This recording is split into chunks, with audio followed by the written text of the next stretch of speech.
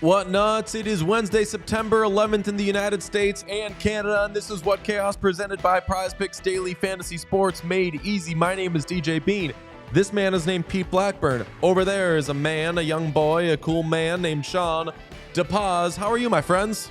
Sean, love that shirt. Thank you. Great shirt. I you know were where with you me when got I it. bought it. Yeah. Old Navy. Oh, shit. Yeah, this is Old we Navy. have not and talked about how much better Old Navy is than it was like 10 years Yes. ago. I don't go to Gap or Banana Republic anymore. I was if I'm gonna going to do say- any of those, I think they're Gap brands, any of whoever owns it, I just go to Old Navy.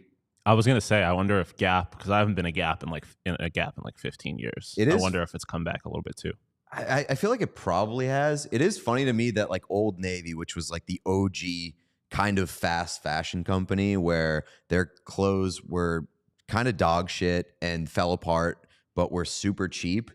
Now fast fashion is in vogue and like very, very popular. And Old Navy's like, okay, cool. Now we'll have to be actually a good clothing company. So they're definitely not a good clothing company, but what's happened is the other ones have done shrinkflation. Banana Republic's clothing and quality has gotten so much worse. Gap, quite frankly, I've never really gone enough to know how much worse they've gotten. I'll tell you, Old Navy's quality has not improved. Really? It's that the other places No, have got... that's wrong. That's Yeah, so come wrong. on. Because I'm I on used Sean's to go side to, here. because every summer I would go to Old Navy at the beginning of the summer and buy with like $30 and buy a bunch of cheap clothes like t-shirts that could get me through the summer. It's like they Yeah, were it's never better than as that bad now. as we said they were, but It's better than that now. Old Navy never had stuff that I would wear until now. They didn't have an oversized T-shirt, like thick T-shirt so like looks this. and stuff wise. Yeah, Yeah, so like- Then yeah, it's, like the well, clothes. I think No. it's just like whatever is fashionable now. Quality and sustainability, I think, is better than it used to be. Yeah, I don't know. I I don't would think say we've gone like enough to know, but- wholeheartedly, Old Navy is better than it was when like I was in high school. It's again, I think that maybe I think that more of it is like I definitely could tell you Banana Republic has gotten so much worse. I've never been in a Banana Yeah. Republic. I can't speak to that. Banana Republic used to be a easy way to dress inoffensively, and now it's just bad. And it's like if I'm gonna get bad quality shit, I'll Amazon. spend $20. No, I'll spend $20 less and go to Old Navy or whatever. But I'll tell you what, no free ads. I won't give it away because I don't want people to wear the clothes that I wear. Gatekeeping clothes. Yeah, well, I don't know. Just like people are like, hey, where'd you get that? I don't want to say I get all my shit at the same place. I don't. These pants are Old Navy. I think I got them the day that we went to Old Navy together. This is Calvin Klein, Ooh. Nike, Adidas.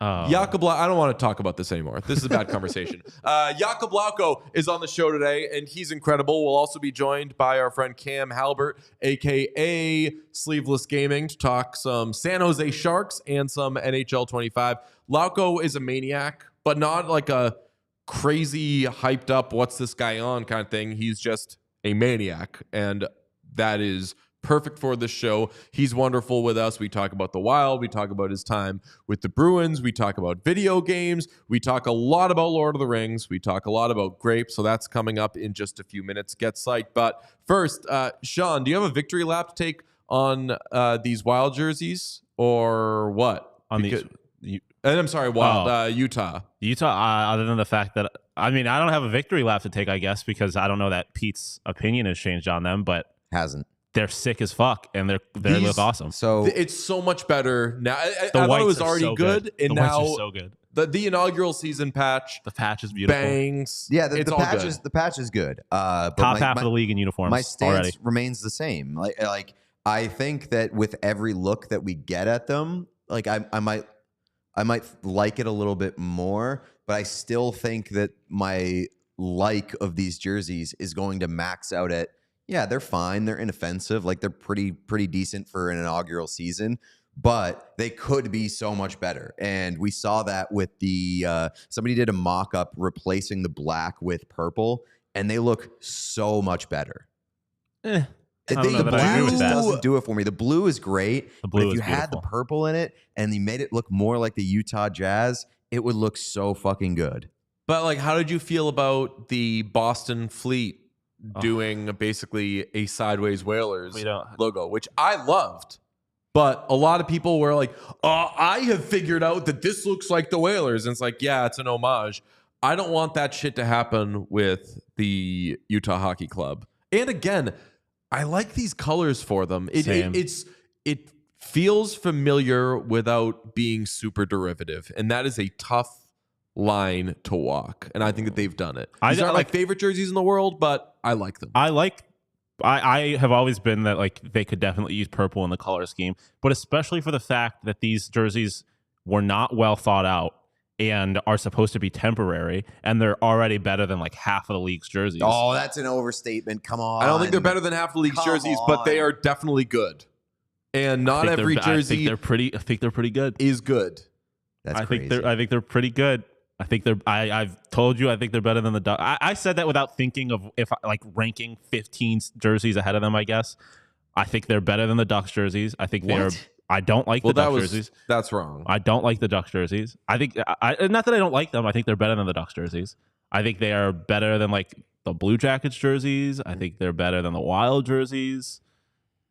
That's two teams. I have to That's note, three teams. The Love Well, of Your one of Life them's objectively seemingly wrong. super chatted in, disgusted with our Old Navy habits, and said, chat, don't listen to these bozos. They have no drip. And then I believe the Love of Your Life left afterwards. So I think that we made the Love of Your Life so mad, even by like, I feel like I was tacitly endorsing Old Navy. I would always secretly shop there, dip in, get one item or two, knowing people aren't going to Old Navy like my age or. I mean, in my we went to social Old circles. Navy purely out of necessity. Like we weren't being like we should take a shopping spree. We needed to update our wardrobe for Florida. But after making that trip, I was like, damn, I got to yes. go back to Old Navy. And more. also, I don't care where it comes from. If I look good, I look good. Yeah, right. Yeah, exactly. And I look good. Did you not dip into Old Navy before? Was that like your first Old Navy in a while? In a while, yeah. Yeah, there's, again, you're going to find, go everywhere. Walk by a store, and unless there's stuff that you're like, I would never, ever wear that, just see, you're at the mall anyway. We do Mall of America talk with Jakub Lauko coming in just a second. But from patches on jerseys to patches in Ontario, Max Pacioretty, longtime captain of the Montreal Canadiens and former frequently injured guy, is signing a PTO with the Toronto Maple Leafs. 35 years young, played, I want to say, 47 games for the Capitals last season, which honestly was really good for him because in the previous year, he was limited to a handful of games, tore his Achilles twice in a one-year period, and now he finds himself in Toronto. Is this exciting? Do you like this? Not to be mean, but like nothing about Max Pacioretty is exciting. That's kind of been the Max Pacioretty experience for a very long time now. He is a very nice guy. I met him in Carolina. Very nice guy. He does nothing for me. He was Good exciting player. when he would push Zdeno Chara. Yeah, I mean, it also. I do like him going to Toronto because he wears 67. I hope he continues to wear 67. The jokes write themselves, so I'm not going to make them. But that's funny. But it doesn't. I don't know how great he is anymore with all his injury concerns. He only played 47 games or something last season. And then you mentioned the 23 Achilles. points. So yeah, I mean, PTO, why not take a chance? But I'm not expecting a ton. Yeah, I'm not either. Other PTOs, I do like PTO season. Same. Kyler Yamamoto with Utah. He's going to be wearing that patch. Let's see. Who else? Pierre-Edouard Bellemare to Yep. Colorado. Michael Hutchinson with the Devils. It's kind of exciting. Sure. Have they solved their goaltending problems with Michael Hutchinson? Jakub Zboril with the Devils. Yep. I want Jakub Zboril to become a thing at some point. I don't know that he will. My Devils fan texted me and was like, "What should I expect from Jakub Zboril?" I was like, "He is probably one of like 12 fifth or sixth defensemen that you have on that team. If he has a good camp, great. You got a guy who won a job, but I wouldn't expect much more than that." Well, hopefully, if he makes mistakes, fans will be forgiving of him, much like PXG golf clubs are forgiving of perhaps a bad swing. Famously, I don't golf often. I will quote our friend Bob Stauffer and say, I want grinders, not golfers. But I was sweetening up my collection recently, went to PXG, knew that's where you had to go. If you want, especially if you want a little forgiveness on those swings, started hitting a few balls, got into the irons, got into the Black Op driver, and I'll tell you what, this got more forgiveness than the chorus of a Don Henley song. I'm talking about, what's the name of that song? Heart of the Matter. Just straight. I felt like Paula Creamer, was that her name? Paula Creamer, golfer, had a very, very straight, accurate swing. Balls always right down the fairway. And I'll tell you what, the more and more I hit those PXG clubs, I was like, get me out there. Get me on the course for 4 to 11 holes. And then I'll muscle through the next 7 because that's what my golf experience is. Give me some turkey clubs right now because PXG got me ready to run through an absolute golf pro shop now. I got a very, very good laugh out of your like fitting experience. You were like, I'm heading into this PXG custom fitting. I hope that they do not make me swing a golf club because they're going to laugh at me. I was like, brother. That was not it. No, I was on a time crunch. It was also I said I don't want. I said hopefully the swinging is limited because I was like I need this to be like 10 minutes long, and I ended up moving my day around because the second I walked in there, I was like this is where I was meant to be in this moment, and they were so helpful. My guy Zach asked me every question, noted like if a swing felt good, he was like, see. I think that it's because this club had this sort of thing. We add a little more weight. A heavy club really suits me well, but if you want something lighter or you go through the various grips, we got the grip down. They really your exact specifications. It's pretty incredible. Mine are on the way. I'm so excited. And it's got mine yesterday. Yeah? Yeah, I'm very excited to get out there this week. I'll tell you what, and you got the Black Ops driver anyway, right? Black Ops, yes. Black Ops, yes. A breakthrough in driver technology, a complete and total victory in golf club engineering, unlike anything you've ever seen before. They're adjustable to deliver a combined MOI of 10,000 plus for unreal forgiveness. That, folks, is very, very high. And I'll tell you what, these clubs will change the game. They will change your game. You'll be as impressed with it as I am, as Pete was when he went. Learn more and get free shipping on all equipment with pxg.com/whatchaos and use code whatchaos at checkout. That's pxg.com/whatchaos, code whatchaos for free shipping on all equipment. Did you get any of the merch? Because they got sick merch over there too. Oh yeah. I'm hitting the course, looking like I am legitimately sponsored by PXG. I know the podcast is, but like, yeah, I got the shirt. My whole we're all bag, looking for the reason. My whole bag is. I got the driver. I got the irons now. Wrong. I'm very excited. Your whole bag is not PXG. Oh, it's there's a little bit of Oilers in there too. The Hunter Golf Club head. I asked you recently. I was like, are you using that? And you were like, yeah. Yeah, of course I am. expected to get frequent updates on how life with a Hunter driver. Nobody's mentioned anything to me about it at the golf course, which is kind of wild. I feel like golf is one of those, you just get out. You could be whatever you want. Yeah. Like, you could be crazy. And like the club covers do kind of just like blend in. Like somebody could have like I was gonna say I don't know if that one doesn't. But you could have one with like streamers on it and everything. I feel like people would be like, "Oh they're yeah." so chaotic that nothing stands out as being chaotic. Yeah, yeah, fair. When I hit the golf course, I'm also using Shady Rays because Shady Rays is the sunglasses company that offers a world-class product rated 5 stars by over 300,000 people. We're talking about sunglasses with durable frames and crystal clear optics, making them the perfect choice for all outdoor adventures. They've got hundreds of options to choose from, so you're bound to find a pair that is perfect for your face, for your style. They even got a bunch of ones that match your favorite team's colors, whether it's the Calgary Flames, whether it's the Vegas Golden Knights, or any other team. You can find a pair that matches that sweater. We love Shady Rays. We love the style. We love the durability.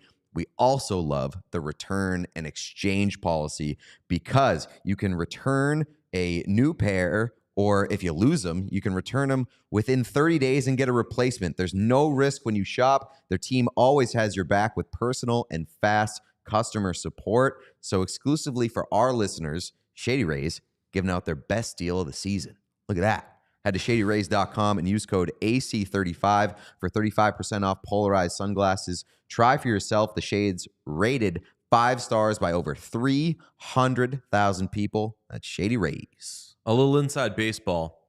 Whenever we have a guest, I'll talk to people they know. I'll look up everything I can. I'll read everything I can. I'll listen to any podcast that could have anything to do with them. Make sure that I have no stones are unturned. This is the first time in preparation for an interview, I said to the person, how do you say your name? Because I've heard it way too many ways. Jakub Lauko, Jakub Lauko. And I said, I'm pretty sure it's Jacob. That's what I thought. And he said, actually, it's Jakub, but I don't mind. Say it however you want. Sean, roll it. Joining us from the Minnesota Wild, Jakub Lauko. Jakub, thank you so much for joining us. Thank you for inviting me, guys. It's about time, buddy. It's about time. Yeah, it's kind of overdue, hey? Thank you. I love you guys too. So the reason why it's overdue for you to come on, A, you're very nice to us and you particularly love Pete's social media, don't we all? But you're the most fascinating guy in the NHL, I think. You are from Czech, but you basically speak in memes. You're obsessed with grapes and Lord of the Rings, which we'll talk about in a little bit. And you now play for the Minnesota Wild, which is always something Pete and I have been trying to wrap our heads around and try to get more into the Wild. So this is a great avenue for us that you're there now. You're in Minnesota right now getting ready for camp? Yeah. I arrived a few days ago. I settled in a house. It's a house. It's actually Vinny's literary house. The one. Vinny's been traded for me, so we've been playing together in Providence. So right after the trade, we called each other, and he was like, "Hey, if you wanna stay in my house during the season, you can." So we just set it up, and I'm in Vinny's house, so it worked out perfectly. You take each other's jobs and then you take his house. That's incredible. That's so, I mean, I know that like maybe when you get traded from Boston, you're like, man, I wish they wouldn't have done that or whatever. And like you probably feel some sort of emotions, but you probably don't feel anything towards the guy for whom you're traded. But that's so funny, No. but also perfect for you that you're like, man, they traded me for this guy, so now I live in his house. Yeah, I mean, it was like so funny because like especially it's Vinny. He's like the only guy that I knew from the team, and he just texted me like 2 minutes after the trade happened, and we called each other like 5 minutes after, and we were basically like what the fuck, like so it was kind of funny. Like we've been laughing about it, and it's really turned out great with the housing thing and with me being in his house. So I'm really grateful to him. DJ brings up a good point though, that like you essentially like you speak in memes, and that's the funniest thing about you, I think. But you're from Czech Republic. You speak pretty good English. Played in the queue. No, so like he has the Draisaitl thing going on where like yes, English second language, but did get a little head start. Came over to North America, got a little like Krejci had that same thing going on, but it's finished. How did you just like learn fucking memes? It's wild. Did you learn to speak English through memes in any sort of way? Like, did they affect your learning of the English language? Okay, so my learning of like English language was like you have English in school. I had like a private teacher growing up. Like when I realized that like a hockey get like a little bit more serious when I was starting like playing with pros like around like 16. Some the scouts are coming to see me for the games and stuff like that. So I kind of get like a little more into English. And you went to combines, you're speaking with everyone about hockey, you feel pretty good. You get to the draft, like, they're asking you about the hockey questions and like, yeah, so you feel great about your English. Then I get to Boston and I didn't understand anything. Really? And yeah, so I understood every third word. Like, you get to the point when you're talking like about stuff, no, about non-hockey stuff, and I just didn't understand like literally anything. So I gotta say that the 1 year in Q like helped me a lot because there were guys from like who speak French. The English were second language for them as well, and a few guys which were from like Nova Scotia, Moncton and places like that, which were like English guys. So I was kind of like learning a lot from them, and just speaking on daily basis in English. So it helped me a lot. And the one thing that I was doing was like playing video games, and like you playing video games in English. So I was learning a lot through video games and like Bet you learned a lot of watching nice watch words playing video a lot. games. I mean, when I was playing single players, yes. When I play multiplayer, I didn't learn anything good, but it was. He's just repeating Call of Duty lobby slurs. You're like, what? I heard it Well, on the internet. I was also wondering, like, I don't want to drop a C-bomb here, but like, if you do learn English through memes, like, do you walk into work one day, you see like Don Sweeney, and be like, "Oh, you're really serving like C-word today," and they're like, "That is not how we talk around here, young man." But I mean, we'll talk about the Swayman Shattenkirk elevator thing. But it's such a funny, adorable video. You sitting on the floor in an elevator in a scary moment, and Swayman takes a video of you, and you're just sitting there, and you say, "Go to Shaddy's," they said. And I'm like, that is not what I would say in that moment, but that is very meme coded.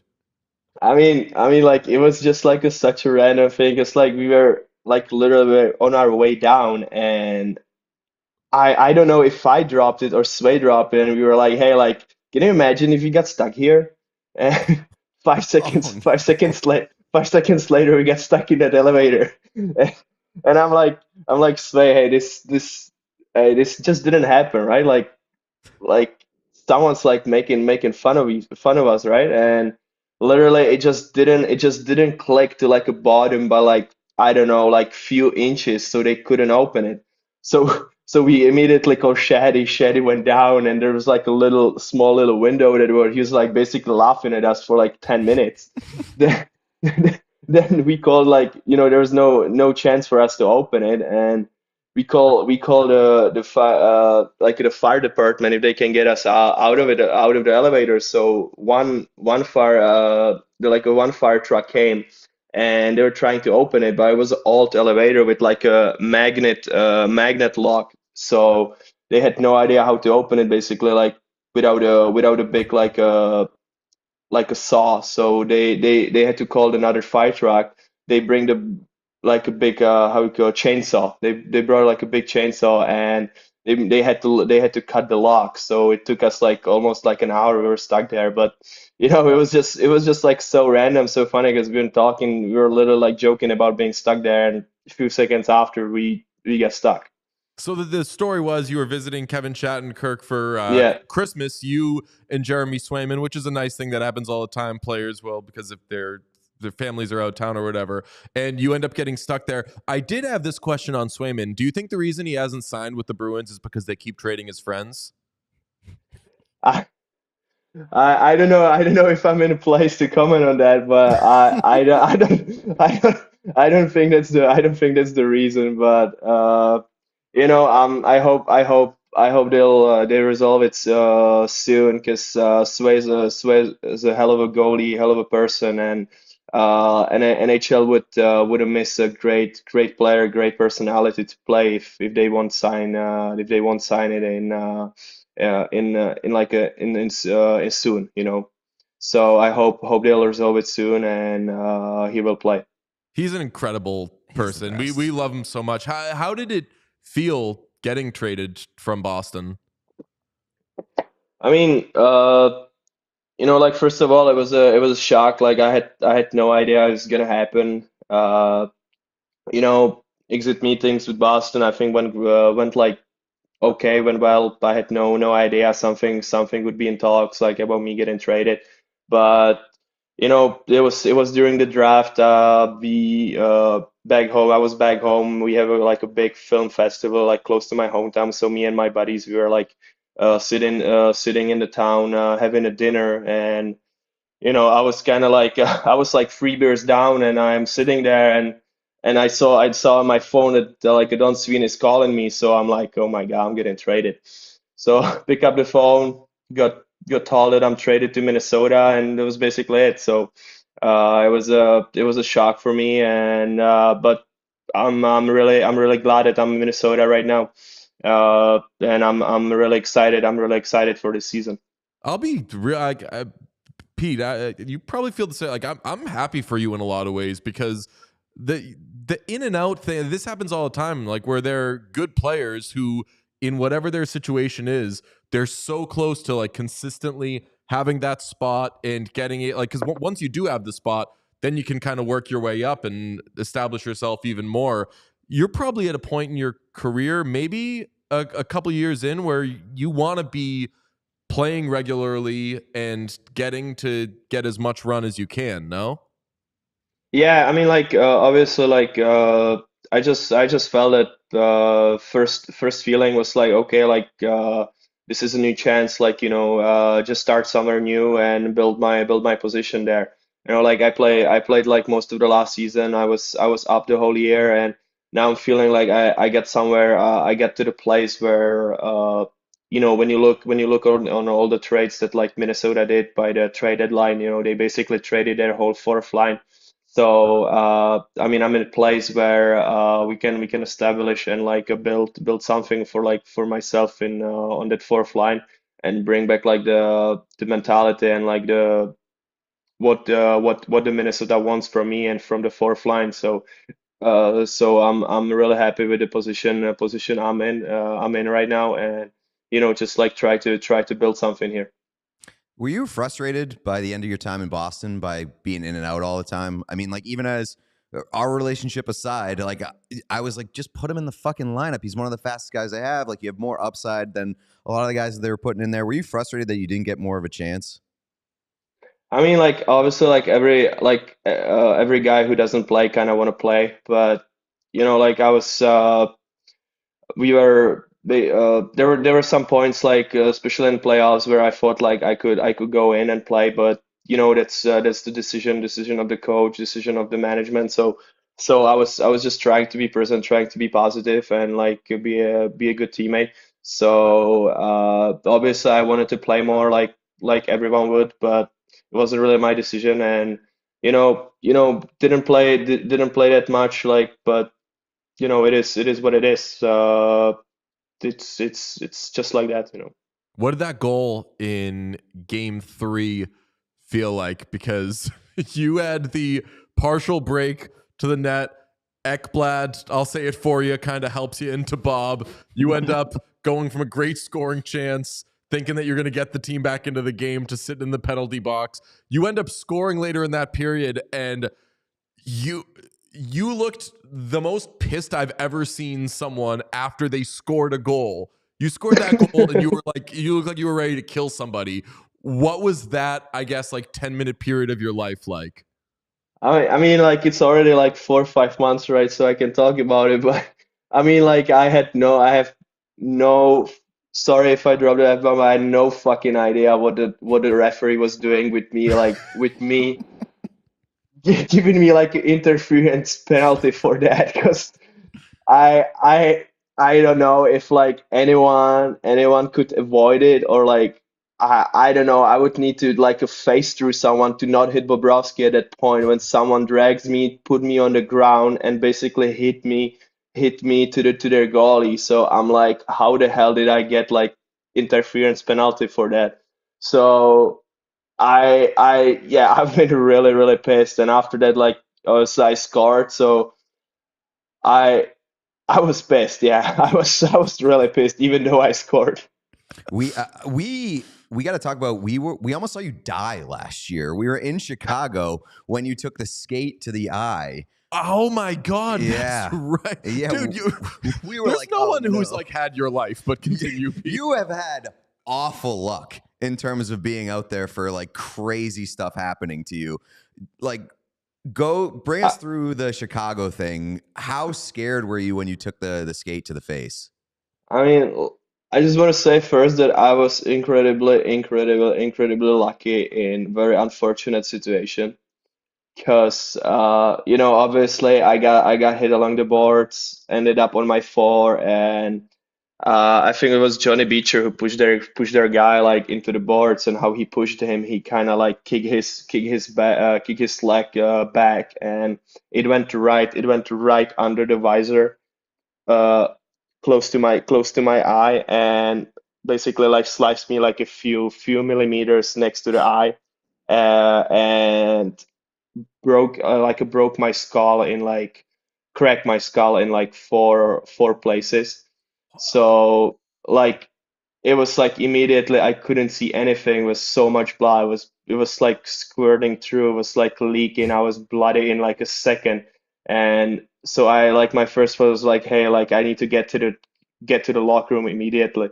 And as I went to the locker room, like right in front of the bench, I was kind of like, hey, I need to try if I can see with my eye. And I had my hand like that, and I put it down, and I couldn't see anything. It was like pitch black. So my thought was like, I don't know if my heartbeat was like 200 or something, or my heart like stopped, but I literally thought that I don't have my eyes. So I probably that was like the scariest like moment in my life so far. And when we get to the locker room, like the trainer like, hey, I need to check it if your eye is okay. And literally, I don't know. It was kind of like a void. I wasn't thinking about anything. And after like a few seconds, he said that the eye is okay. It missed your eye by literally nothing. So it kind of calmed me down. But I was still like so stressed and so nervous that like after it took me like another like 30 minutes to get like through those emotions. And when they sew it together, and like, hey, like you can go to shower, it kind of like uh all the emotions kind of left. And I'm not gonna lie, but I start crying like immediately after they told me I'm fine, because it was scary. It was like literally the scariest moment I've been so far. I mean, you got to have like a new lease on life. Yeah. Certainly on hockey and all that shit, but Yeah. like on life to be like, damn, this was all gone. And that just makes me think. I've heard stories of players getting injuries on the ice, and then what happens in the back after with the trainers or doctors or whatever. And like, I'm sure that books could be written about those 10-minute periods of guys figuring out like, am I going to be okay? Because this is such an insane sport. And it brings me to this. You are an adopter of the neck guard. That has to all factor into that you're like, I've come too close too many times. I'm doing this thing, and it's really not going to affect the way I play. So when it happened, like I was already like had an idea in my head that I might try neck guard, because like something like that happens, and it just reminds you like, how is this sport dangerous? How is it fast? That anything can happen in a second. And literally like 2 or 3 days after the stuff in England happened, when that Adam got sliced and died later in a hospital. So I mean, like when I saw it like still with my eye sliced, I had such a bad feeling in my stomach. I almost like went to the bathroom and like a thrown up, because it just like basically bring back the feeling that I had right after the moment when I got hit with a skate. So right after that, I'm like, hey, I'm not gonna risk it. It's not worth it. So I'm gonna put Nedgar on, and like I'll better be ready than sorry with that. So it was like a no-brainer after I saw what happened in England, and I just said, hey, like, can you guys order me Nedgar? Because like I'm not gonna play without it. What was like the recovery like after you took took the skate to the face? I didn't know that you fractured your skull. Like, Yeah. how'd you feel the next few days? I mean, the worst thing was like it was so basically like bloated up, like I couldn't see anything, and the stitches were like kind of pinching into my eye, so it was like a nonstop like shitty feeling. But like I was just basically waiting for the moment when I could see from my through my eye when the swelling go down. And after that, I just put a cage on and played, and it took me like another like month and a half, 2 months when I could like take my cage off, because with all the like cracks that I had like around my eye socket. I will say it looks good too. So this is a win-win for you. It's safe, which is by far the most important thing, but by far the Yeah. second most important thing is how does it look? And it does look very cool. You talking about the cage or the neck guard? I'm talking about the neck guard. Yeah, I think like that neck guards from in an aesthetic standpoint. I- Obviously, like you said, that's not the most important part, but it's the second most a important good part. look. Yeah, and I mean, I got like couple like you playing like couple guys go and hey like take your fucking turtleneck off. I'm like, yeah, dude, it would be fun or like valid like 5 years ago, but like Yeah. now, I mean like, yeah, I mean like with Read the everything room, that happened. basically. Yeah, with everything that happened, I mean, like, I don't know if that's like a good thing to joke about, but it is what it is. It's still like kind of like a stigma, or I don't know how to describe it. Like Negard is for like guys that are like soft or weak or whatever. But I mean, like, I just like after everything that happened, I mean, like, it's just not worth it. Also, like you're not soft. You fight. You train MMA. Like you can fight somebody that talks shit to you. So I did want to ask you about like the MMA training. Are you still doing that? Yeah, I mean, this summer I was kind of like more with those guys, because I'm doing Muay Thai, which is basically Thai box, right? And I was doing a lot of like wrestling trainings this summer with like a guys who are like in Czech like national team, like U23, or like a guys that are on the brink like turning in like a seniors and stuff. So I was training with them, like wrestling with them. So I mean, like with those guys, like it's so incredibly hard. Those guys are so incredibly strong. It's a completely different thing like than what we doing. Some like you're exhausted like in the way that like you can imagine, because you're not doing it every day like they do. But it's so good. It's so good. I'm so glad like I have an opportunity, and I had like a people that I know that are in this like that are around the wrestling and around the like boxing that I know and I can train with. So I'm also really grateful for that, because like it's really great. you're beloved for your social media presence, and that social media presence is pretty much exclusively Lord of the Rings memes. I was going to ask you, how many Lord of the Rings meme accounts do you follow? But then I just looked it up, and you only follow one. So do you just have everybody else you follow muted, and you just constantly hammer this one account that you follow? You know how it works with like a social media now. Like you kind of see like one post, you like it, and then like another 15 or 20 of them is gonna show up like 2 minutes after.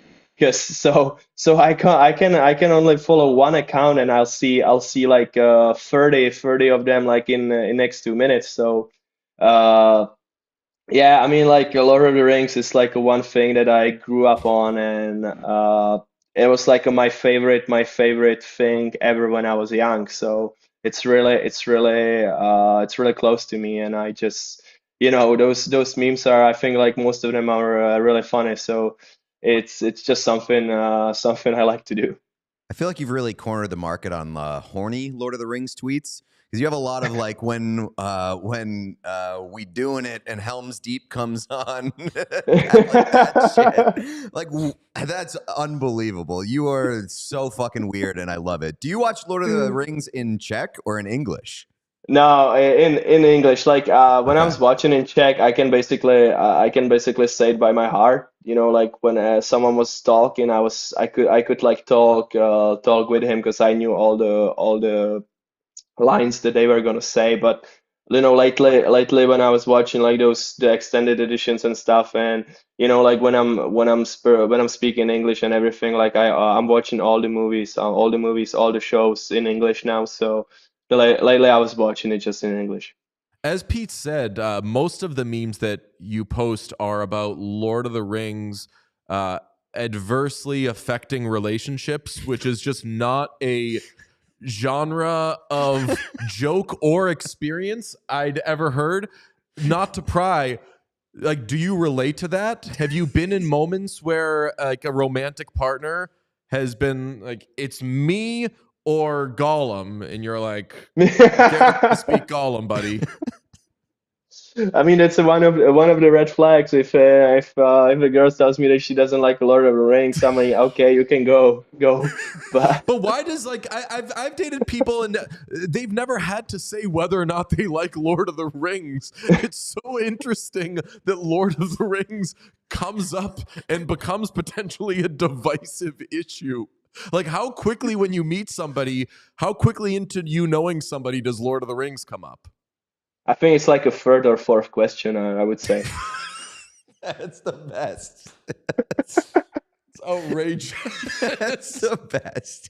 Is it like on your dating if you had dating profiles, would you put like a deal breaker for me is you don't like Lord of the Rings? Yeah, I should put it in my bio. Like I should make a Tinder account and put in my bio. If you don't like Lord of the Rings, don't swipe. So I should do that. But If you don't like Lord of the Rings, Get move the along. fuck out. Unbelievable. yeah, yeah, How many times have you watched Lord of the Rings? Like, is this like a once a week, kind of once a month, or is it just like a few times a okay. year kind of deal? I'm gonna be honest with you. I probably haven't seen it since last year now. That's Because shocking.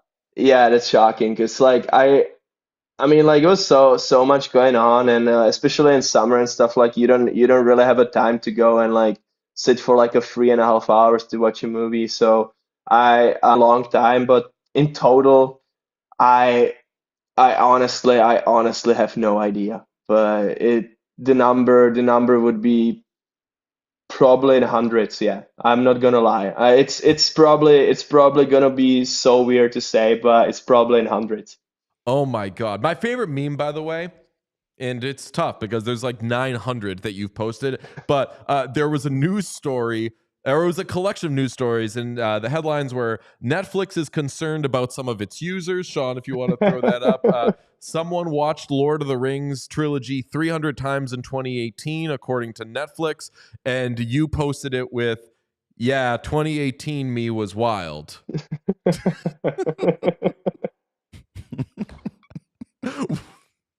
That's the best one. There, I guess there's not a question there, but I that mean, I is. mean, I mean, like sometimes I'm watching in those like stuff that I posted. I'm thinking to myself, I'm such an idiot. But I mean, it's yeah. I mean, this one was. I thought this one is funny, so I'm like, That's a okay, like banger. whatever. I'm gonna post it. Like I'm not the. I mean, I'm not the guy who's like afraid to post whatever, you know. But I think there's like a stigma that's going on that like hockey players doesn't have the personality or something. But uh you know like the NHL is such a like a let's say in compare with like other leagues like NBA, NFL, MLB maybe like the NHL is so like gentleman or whatever like like more strict or whether like you don't have a problems like guys in the NBA or NFL have. So it kind of goes that hockey players can be like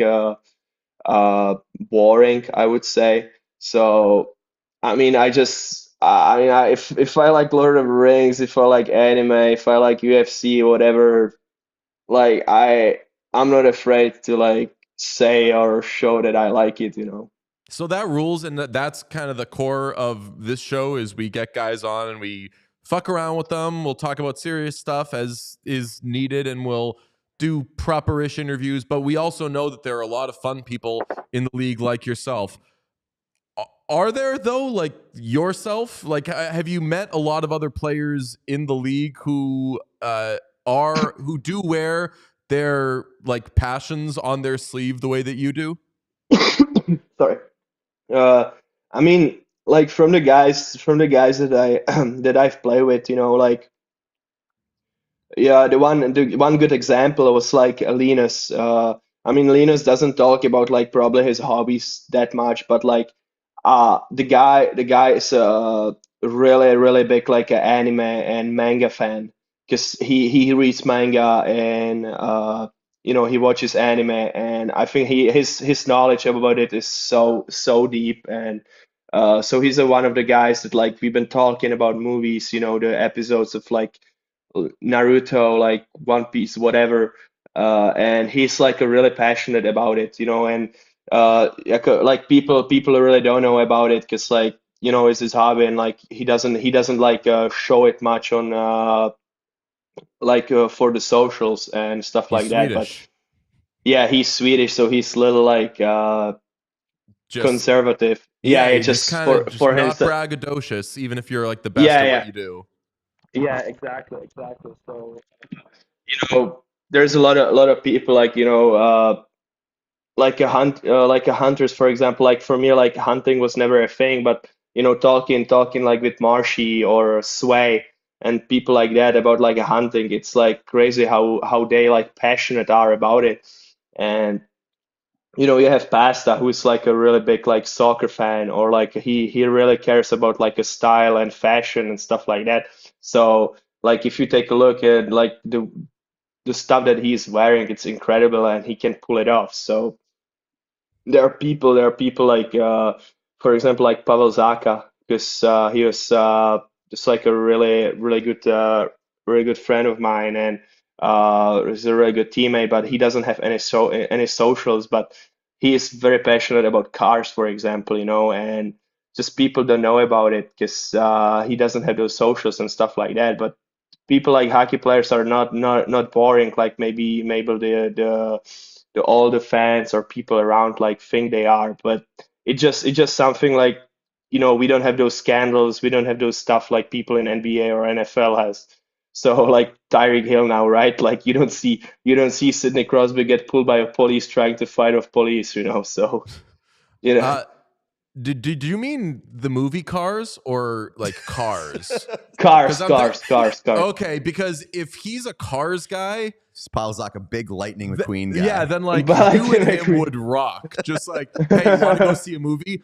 Is it Cars? No. Then I don't fuck with. Like, I'm thinking that he's the same way towards Cars as you are towards Yeah. Lord of the Rings. I have to ask you, as a bit of a weirdo myself, have you ever felt kind of discouraged in such a gentlemanly space to kind of tone down the weirdness? And have you ever maybe felt kind of bad for being yourself in a space where so many people can be like, hey, let's just kind of do this thing this way and follow these parameters? Especially in like sports where it's like broy and like you're on the nerdy side, endearing, but yeah. I mean, you know, when I was on like a run, when I was posting memes like every day, I was sending it to our to Bruins like social media guy, and I'm like, hey, is it like, can I even post that or not? And there there were a few times when he said like, no, please don't post that. So What I was fucking kind Lord of the of Rings posts are too inappropriate for a grown man to post that their job is worried about them? What does your For You look like? I'll probably wait when I will don't have a contract and I'll post it, but no, I know now I don't want you to like I don't want to root for you to retire or whatever, but man, I want to see these memes. I gotta see them. So yeah, your answer to my question is, by the way, like, oh, it gets weirder. it this can is get the weirder. PG Yeah, it can get version. weirder. You're on like deep Lord of the Rings web. That's wild. My Oh, God. dark Lord of the Rings web. That's Dark crazy. Lord of the Rings web. I wanted to ask you if you had the opportunity to star in a Lord of the Rings movie or Ooh, never play hockey again. But if you did it, you would never be able to play hockey again. Would you do it? would it be a lead role? Yeah, let's say like not the number one lead role, but like you're getting the poster. You're on the poster. Lots of Oh, I'm time on a with Vigo. poster. You're with Vigo pretty much the whole way. I mean, if it would be like a Orlando Bloom kind of thing when he had like a hell of a career after, I would probably say yeah, I would do it. But if it would be someone else, I would probably stick with hockey and watch it every day. You know. Okay, so just so people won't get mad at you, now we're going to set this up to confirm that you do love your job. I'm going to ask you I do. if you would rather have the ring or a Stanley Cup ring, and you're going to say like, no doubt Stanley Oh, Cup ring. Even though I think even after telling you what to answer, I'm not Still gonna positive be like you're the not going to ring. pick the ring. Yeah. Would you rather have the ring from Lord of the Rings or a Stanley Cup ring? Stanley Cup ring. Whoa, that's a fucking gamer, man. That You You did got that not, dog did in not you, huh, sell brother? that one, I'll tell you what. You did not sell it. I don't think acting's in your future now that I saw that. Yeah, Vigo wants somebody else. The other thing, of course. Oh, I needed to note. One time I sent Pete one of your Lord of the Rings tweets, Sean. If you could pull up 6, where there was a thing about Margot Robbie having a crush on Vigo, and you quote tweeted it with "She's just like me." FR, which again gets back to the you speaking in memes things. And I sent that tweet to Pete and I said, this guy's unbelievable. This is something that you would tweet. And then Pete told me he DM'd you and said, you should quote tweet this with, she's just like me for real. So Pete also ghostwrites some of your Lord of the Rings tweets. Yeah, I mean, like, especially with like Vigo, I had an opportunity to meet him this summer, Oh, and shit. yeah, and like I told you, when I was young, like I was watching it like always, like every single opportunity, and he was like something like a hero for me when I was growing up. So Vigo was like a host for that film festival I was talking about earlier. And so I texted like my agent, hey, like I know that like the people from the festival, like do you think there is a chance that like you can text someone and try to set up like a meeting with Vigo, because like he's like a one person, like one actor like that I was really like following like his whole career, and he was like a really basically like a basically like a hero for me. So I he set it up. He set it up, and I was really glad that I was able to meet him. And I'm gonna be honest with you, when I met him, I literally forgot how to speak English. That's I wild. That's I awesome, though. didn't. I was like shaking. I was sweating. I didn't know what to say to him, and the first thing he said to me, hey, he was like, "Oh, like I heard that you're a Bruins player, so I really shouldn't be speaking to you because I'm live in Montreal. I'm Canadiens fan." And I was like, I got traded last night, so I think you can speak to me. And he was like, "Oh, really? Good then." So I was just like telling him like, "Hey, like like I'm following following you like since I saw Lord of the Rings, like all their movies, like."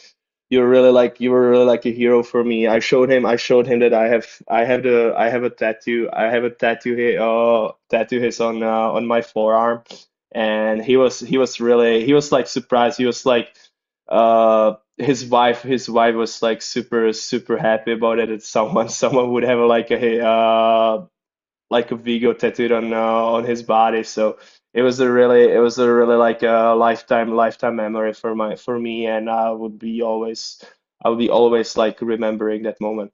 I don't even care about Lord of the Rings, but I fucking love you, man. Like that, Yeah. I'm so happy for you that you got to have that and that it meant as much as it did to you. Like, do you have pictures and everything? You got like a picture with him? I was and- gonna say, like, how did Frame you that. not post a picture of that? But you did when I remember that you did, because I commented and I said, there's no chance you're ever washing that arm again. And it's you showing the tattoo with him like holding your arm. That I forgot about that. That's incredible. That had to be a crazy roller coaster, like 48 hours for you getting traded, Yeah. and then the next day meeting your childhood hero. Yeah, and the worst thing about that was that I was talking to like a guy who was like setting it up. So I was talking with him for like, like a week in advance. And I was we had I was after the trade, so we had a kind of long night with my friends, and I woke up the day where I was supposed to meet him, and I had three missed calls from the guy who was setting it up. So I was freaking out. I would start freaking out, like if I feel like bottle it up because I got drunk last night and I'm not gonna be able to see him.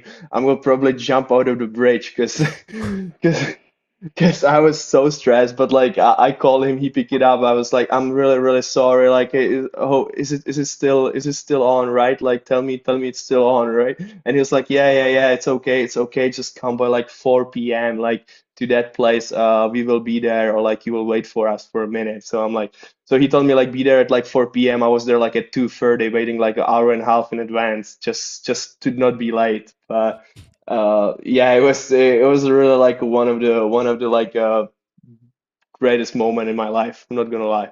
That's fantastic. So happy for you. Your other claim to fame, of course, is grapes. And the story is, tell me if I'm wrong, in Providence, you want to bring fruit to games. You tried. Oh, there he goes. Oh, look at him. Sheesh. What a commitment Look to at the those bit. green johns. You want to bring fruit to games. Oranges made your hands sticky. So you said, fuck it, I'm doing peaches. Peaches made your hands sticky. At no point did you say, fuck it, I'm doing forks or something. So you did grapes. And grapes are Yeah. now them. You got your teammates into grapes. I want to quickly ask, like, you don't fuck with cotton candy grapes, right? Those things stink No. and everyone likes them. I mean, like it's way too sweet. Not gonna lie, it's way too So you- sweet. But You raw dog them, yeah, normal yeah, ones. yeah, normal ones, and Do you green are the like best. Not do you gonna lie. like grape flavored candy, or are you just like straight up grape? Because I feel honestly like I think hate like grape flavored candy. yeah. I mean, like a grape juice and grape candies are not good. Not gonna lie, I don't think they're any good. I don't think they taste like grapes at all. Like I don't know who come with like a taste of grapes candy with when it doesn't even taste like a grape. I gotta fucking say, man, grape soda, love it. And you guys haven't had like a good fucking grape gum? No. Oh, brother. I Is don't like drink those? soda or chew gum, but both those are good. Is it like those like a what's the name of those like a baseball bubble gums? Big League Big Chew. League Chew, like that type of thing. Oh, I've had Big League Chew. and that is good. That is not bad. That is not bad. I like those. But otherwise, grape juice, whatever. I don't like it. How do the Minnesota grapes compare to New England grapes? I mean, not bad, not bad. I'll find a great place to buy grapes. I mean, I've been here just a few days, but that's something I need to work on. You should go to the Mall of America and as soon as you walk in, be like, excuse me, I'm told this place has everything. Where are the grapes? Have you been to the Mall of America yet? No, not yet, not yet. But I think like already like 10 people told me about the Mall of America, so I'll need to check it out. Dude, it's fucking sick. I did a video that was like a tour of the Mall of America showing all the cool spots. I'll send it to you. It didn't show anything. Okay, It just thank showed you. like, hey, they have a gap here. And it Oh, the wasn't gap. instructive. It was just pointing out all the shit that every mall has. Oh But yeah, basically, yeah. Oh, is what there do is there Macy's? Is there Macy's in it? You big Macy's guy? No, no, I'm not. But I would say that like if they have a gap and everything, Macy's is probably in it too, I right? feel like every Honestly, mall I- has to have a Macy's. I did this Yeah. bit years ago, and you have a way bigger following than me. Steal this bit and just go to the Mall of America and be like, holy shit, This place has pretzels? Whoa. It's just all shit. Just find the most random thing and that you would find yes. absolutely anywhere. Just be like, Yeah. bathrooms in a Oh mall. like, oh my God, there's a Starbucks in here. Wow. Yes. Like Minnesota, I think we're gonna get along. You guys have absolutely everything. Yeah, man, you should. They do have roller coasters and shit. In all seriousness, Mall of America, pretty cool place. Let me ask you about some other fruits. Just give me some grades, F through A. What do you think of pears? Pears, I would say B+. That's a good grade. How about a strawberry? A. Blueberry? B. Interesting. Now, this one's, I think, awesome, but if you don't like sticky, you're going to hate it. Mango. Oh, mango. Okay, if it's like a mango juice or mango like a smoothie or something, I would grade it like high, like probably like B+. But mango on its own, I don't know. I just don't really like the texture. I would give it like a D. I'm I was not gonna gonna lie. say, I'm not gonna. that's wild, but you do seem like you're a texture guy based off of some of these grades. And an ease Yeah. of use guy. Like Yeah. the UX on Mango is clunky. How much of this is you being a video game guy?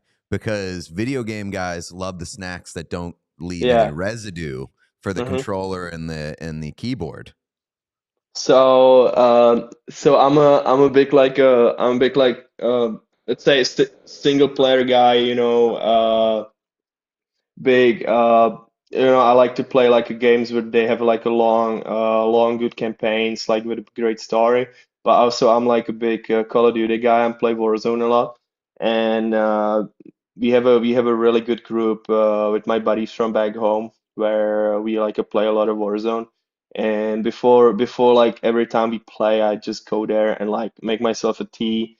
I'll do strawberries, wash them, like cut the green stuff off and the green leaves, and just like a prepare myself with like a healthy snack. So, all the fruit that doesn't like make your hands sticky or like doesn't make a mess after, I'm all for it. I And knew it.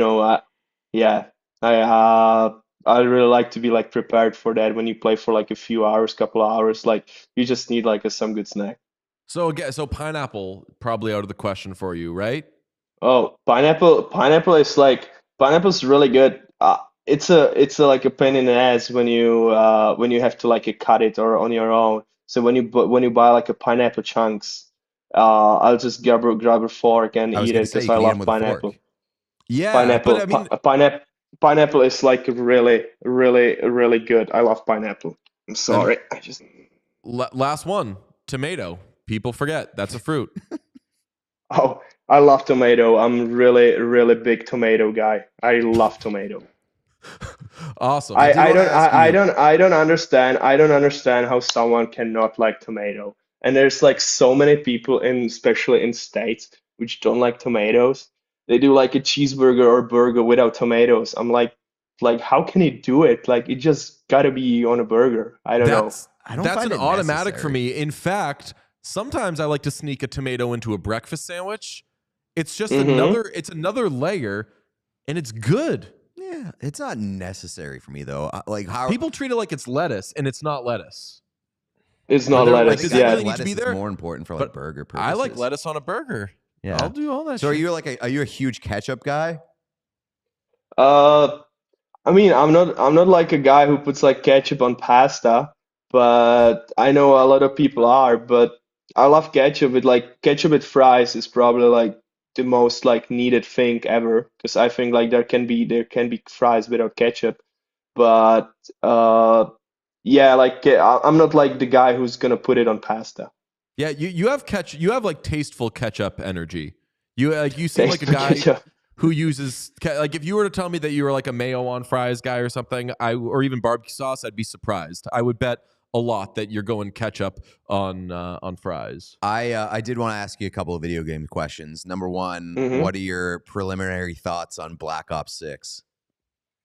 Oh, So first of all, I'm really excited for zombies because it's supposed to be back the round based again, Hmm. which it wasn't for like past few years. So I'm very excited for that. I'm kind of worried about that like new movement that you can like Same. jump on the side because like I was watching like a lot of guys playing the beta and it looks wild. It looks wild. Like if those like guys who like really play like multiple hours a day and can learn how to move with that, it's gonna be so hard to play against.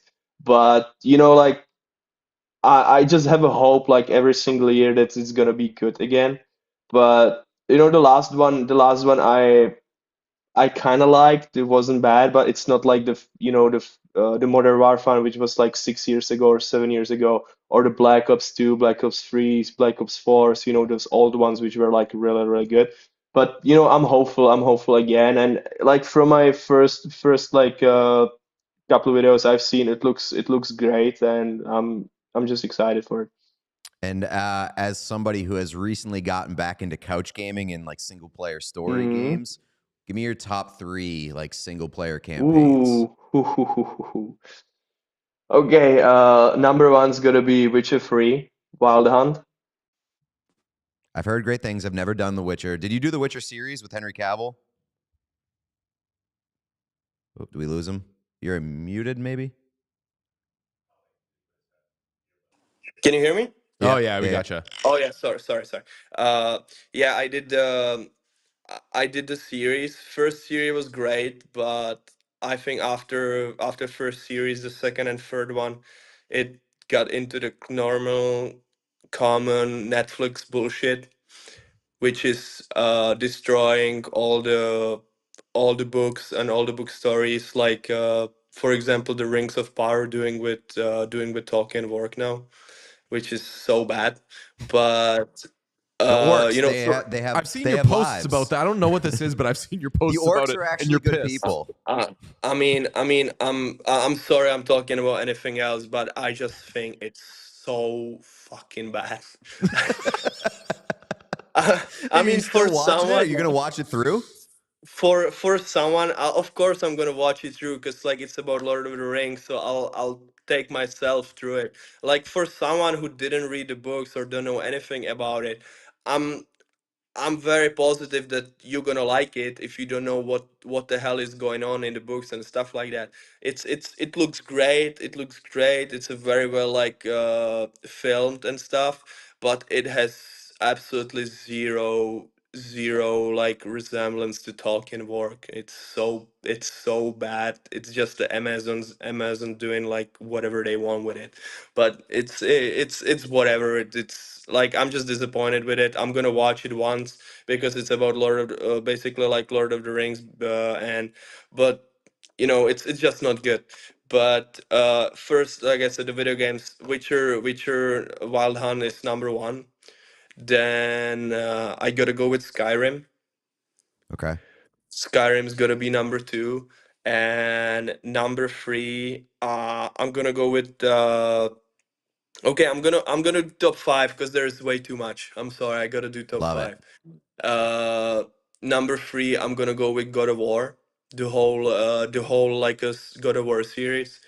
Number three, it's gonna be Gears of War, uh, which is like an Xbox exclusive. I grew up on it, so good. And number five, uh, I'll have to do it's gonna be Assassin's Creed. Okay. Like all of them or just Yeah, one in particular? it's so many of them. I'm just gonna get the series like Assassin's Creed is probably number five, the whole series. So Witcher, Skyrim, God of War, Gears of War, and Assassin's Creed. Have you done Ghost of Tsushima? I'm doing that Oh, right I now. it was so good. Ghost of Yeah. Tsushima is so good. I started playing that. If you've seen the new one, that Black Myth Wukong. Yeah. Yep. Seen that. I don't know. I hate those like Elden Ring, Dark Souls kind of games where you're gonna die like 15,000 times before you finish the game, and I absolutely hate it. But I keep buying them. I keep trying to play them, which which just results with me being completely pissed. But I just always buy the new game and just try to play it and like delete it after 4 or 5 hours. And but this one looks really good, and it's really well done. I was interested in that one. I'm also, I think I'm going to start Warhammer 4K Space Marine Oh 2. yeah. I wanna play that too. It looks really good too. Let's link up, buddy. Let's do it. It's co-op. Dude, let's do it. Let's go. Hell yeah. You still haven't responded for my call out in 1v1 and in multiplayer Call of Duty. So I'm expecting you accepting that call out and set something up. So Black Ops 6. Let's make it happen. 1v1. okay, let's do it. Let's do it. Let's do it. Fuck yeah. Well, we started the conversation with you living in Vinny Letteri's house after getting traded for him, and then somehow it reached a crazier place, which is, I don't know what any of those words were. I'm so happy for everybody who plays video games, and I'm not doing the like whatever that means kind of thing, but I'm like, fuck. It's so cool and also devastating that there's like such a deep world about which you could know not a goddamn thing. And but that's you life. could get into it. You just like refuse to buy a PlayStation. It's not that I refuse to buy it. It's just I'm happy. I just don't think it's going to happen for me, but it's happening for you guys. And I fucking love that for you. That's amazing. Shit, man. You're the best. Speed, you're a PlayStation guy? Yeah, I'm a PlayStation guy. You're Xbox? Okay. Yeah, I bought both because I'm not gonna lie, like PlayStation got those Sony got those better like exclusive games, like God of War, Ghost of Tsushima. It's better than Xbox has, but I always been like a fan of like Xbox controllers, and I just like Xbox better than overall. So I've always been an Xbox guy, but PlayStation's got better exclusive games. My justification is I have a PC, so like anything that I can play on Nice, PC, nice. I can probably like take all those Xbox games for the most part. So like, and I get to use the Xbox controller on PC. So I'm surprised you're not a PC gamer. No, I love to play like a strategy games on PC. When I was younger, we did like with me and my buddies from the place where I grew up, because I grew up in like a small village where when there was like literally like 150 people, like literally small village, and we used to do like a LAN parties, and we were playing Age of Empire or Stronghold Crusader.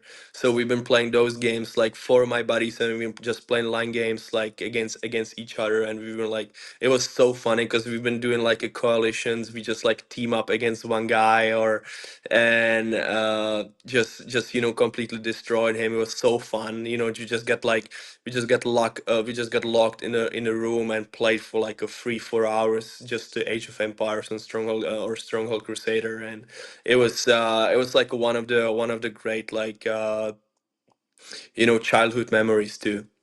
That warms my heart because I have like this fear that young people are not gonna like remember or experience like the childhood sleepover experience that I had as a kid, where you just fucking play video games in the basement for like all night and pull all-nighters, because now everybody gets to play online. We played Parappa the Rapper. What do you know about that? I have no idea what that is. You don't know about Parappa the Rapper? No. Really? I haven't heard about it as well. So fuck you guys. I'm trying to talk video game. I'm trying to how about Oregon Trail? You guys heard of that? I played a video game one time. No, there was a video game for PlayStation called Parappa the Rapper, and it was you would like press buttons to rap. What? That sounds wild. And if you press the wrong button, for rapping? if you press the wrong button, instead of rapping, Parappa would say, "Oops." What? So I would get on there and intentionally fuck up. So it'd be like, "I'm Parappa and I'm baking oops, oops, oops, oops." That's how I play video games. Hell yeah, brother. So now who doesn't know shit? yeah, I guess you're a better video gamer than me because I never heard about that. Kind of an OG myself, Jakub. I did want to note from that conversation that because I was sitting back and listening, you even gesture with grapes, which was really cool. You were talking. Oh, did I? Like, I was doing that. You were like had a grape to make your point. You'd be like, and you see That's just fantastic, and you're the greatest. Lastly, I want to squeeze in a wild question. Are you too young for Marian Gaborik to have meant anything to you? Sorry, what was that again? Are you too young for Marian Gaborik to have like made an impression, or he was I think he was like Slovak, but kind of from your neck of the woods. Gaborik. Yeah. Oh Yeah. yeah. Yeah, I know him. I know he's like one of the Wild legends, basically. Yeah, well, He your was next brother. Slovenia, right? Because he played with Chara on the national team. Yeah, the national team. He's what Slovakia. Yeah, that's what I thought. Yeah, but yeah, you're next, man. So just bunch of Wild legends. We're excited to watch it with the Wild, man. Same. It should be Thank you. should be really exciting. Yeah, I'm excited. I'm excited too. I'm excited for it to start. And I think it's a good group of guys in the locker room, good group of players, and I'm excited. I'm excited. Even though we play, it's a very very hard division. I think it might be the hardest right now.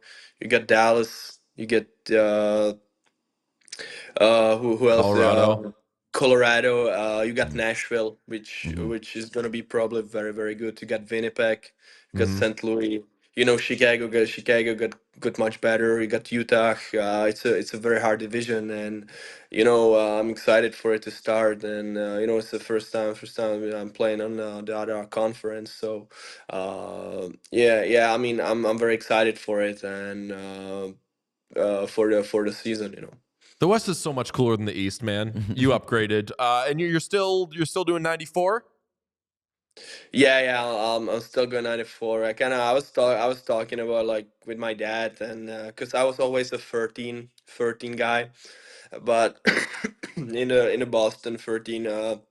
Charlie Coy had 13, and 13 was available here in with Minnesota. But I was kind of like, hey, like I was playing with 94 since my game one here in NHL. So I'm like, hey, I'm just gonna keep it. And 9 plus 4 is 13 anyways. So it's I'm gonna stay with it. That's some Swifty shit, and I feel like that's a thing that's happening now, where people will, if a number isn't taken, they'll take numbers that add up to it. But I'll say 94 suits you well. Like a 94 jersey and a 94. neck guard, that just hits, brother. It's so good. It convinced me to go 94 on my EA SHL player. I threw 94 on one of the custom jerseys that got sent to me. And I do have a little bit of a fun fact for you. You are the first player in Minnesota Wild history to wear 94. That's great. I think it's the second time, because I don't think anyone else had it in Boston too. So, damn, it's good. Hell yeah, brother! You're a Making it your own. trailblazer. You're a trailblazer. Yeah, of course. I love it. Amazing. And if you skate really fast, kind of looks like 99. And you're a fast skater, people be like, damn. Is that Gretzky out there? Who's that 99 out there? Pretty sweet. And they'll see, no, it's a much younger man. Jakub, you're the best. With a hands of number 1 too. So it's a goalie hands with 99 speed. That's bad. Amazing. You are the greatest. Thank you so much for coming on with us. I think it won't be the last time we all connect here, because your whole vibe is exactly what this show is going for. So we appreciate it, my friend. Thank you for you guys inviting me. All right. Enjoy the season, man. Good luck. Yeah, thank you, fellas. My, how the turntables. Shout out Chat knew Parappa the Rapper. Thank God. I was pretty sure I was having some sort of stroke. And because as I was explaining the game, I was like, that doesn't really sound like what video games are. I might be...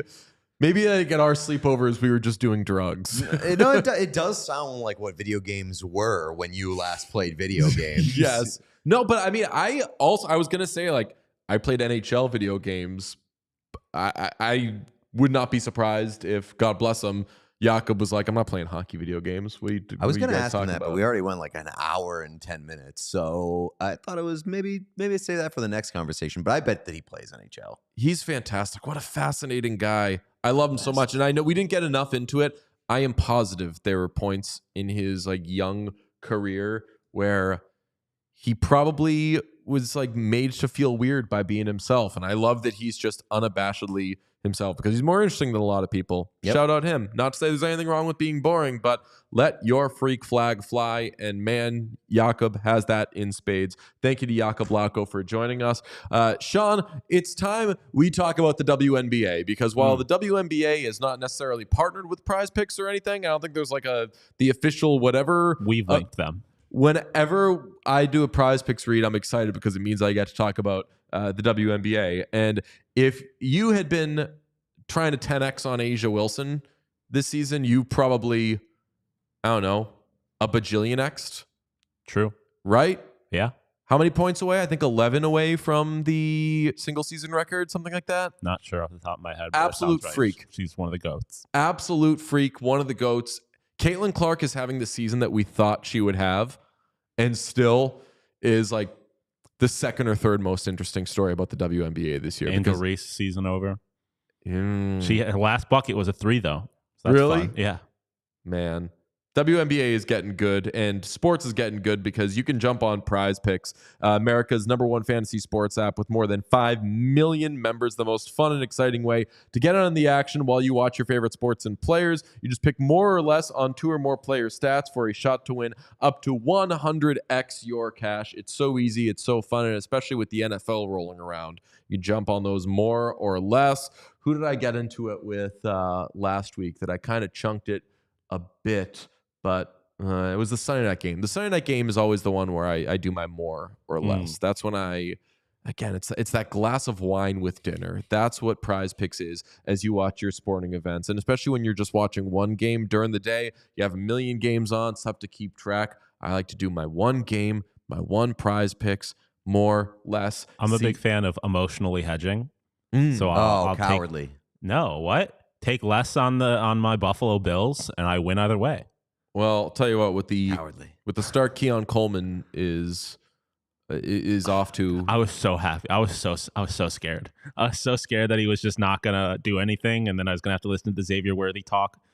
He's kind of a dog, though. I got so both of them on my fantasy team. I do too. My on one dynasty league. Ooh. I got very lucky. Oh, can I just say while we're talking other sports, the most obvious breakout candidate in the world this season was Jamison Williams, and we're all absolute idiots for not being all over him in our various fantasy leagues. I was on him last year, a year too early, but I mean, finally healthy going into the season, is like their clear-cut number 2 guy as a receiver, goes off. So did Xavier Worthy, though. Shout out. So did to him. Ramondre Stevenson. What's that? So did Ramondre.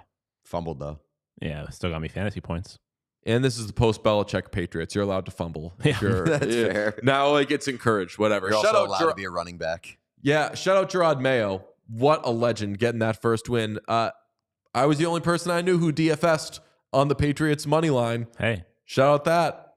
Hey, download the app today. Use code WhatChaos for a first deposit match up to $100. That's code WhatChaos for a first deposit match up to $100. Prize Picks. Pick more, pick less. It's that easy. Also, today's episode brought to you by our friends at Indeed, who are driven by the search for better. When it comes to hiring, the best way to search for a candidate isn't to search at all. Don't search. Match with Indeed. So if you need to hire, you need Indeed. Indeed is your matching and hiring platform with over 350 million global monthly users, according to Indeed data, and a matching engine that helps you find quality candidates fast. Ditch the busy work. Use Indeed for scheduling, screening, and messaging so you can connect with candidates faster.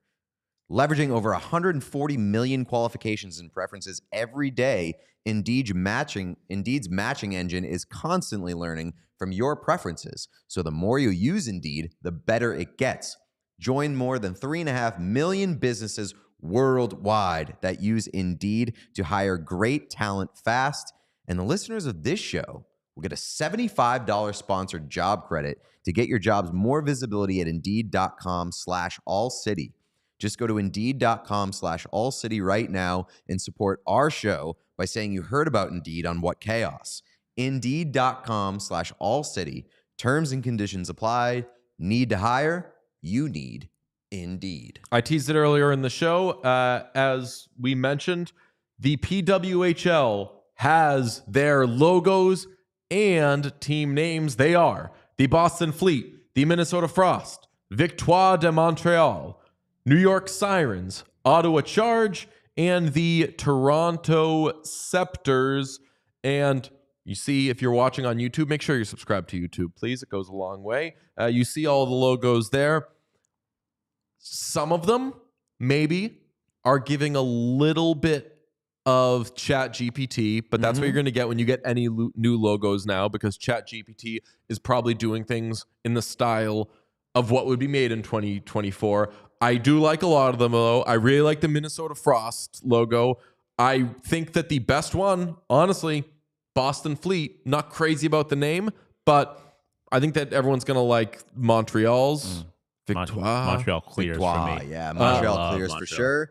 You said this gives ChatGPT. Sirens in Charge and really the Scepters have that bad in my mind. Yeah, I'm going to quote our friends from Friday Beers. A lot of these logos are NPC picks. I love the Scepters logo. The name doesn't necessarily do it for me, but I think the logo looks very clean. The Not logo's clean, pretty 'cause solid. I know it's a derogatory term to you. It like reminds me of like a country club logo.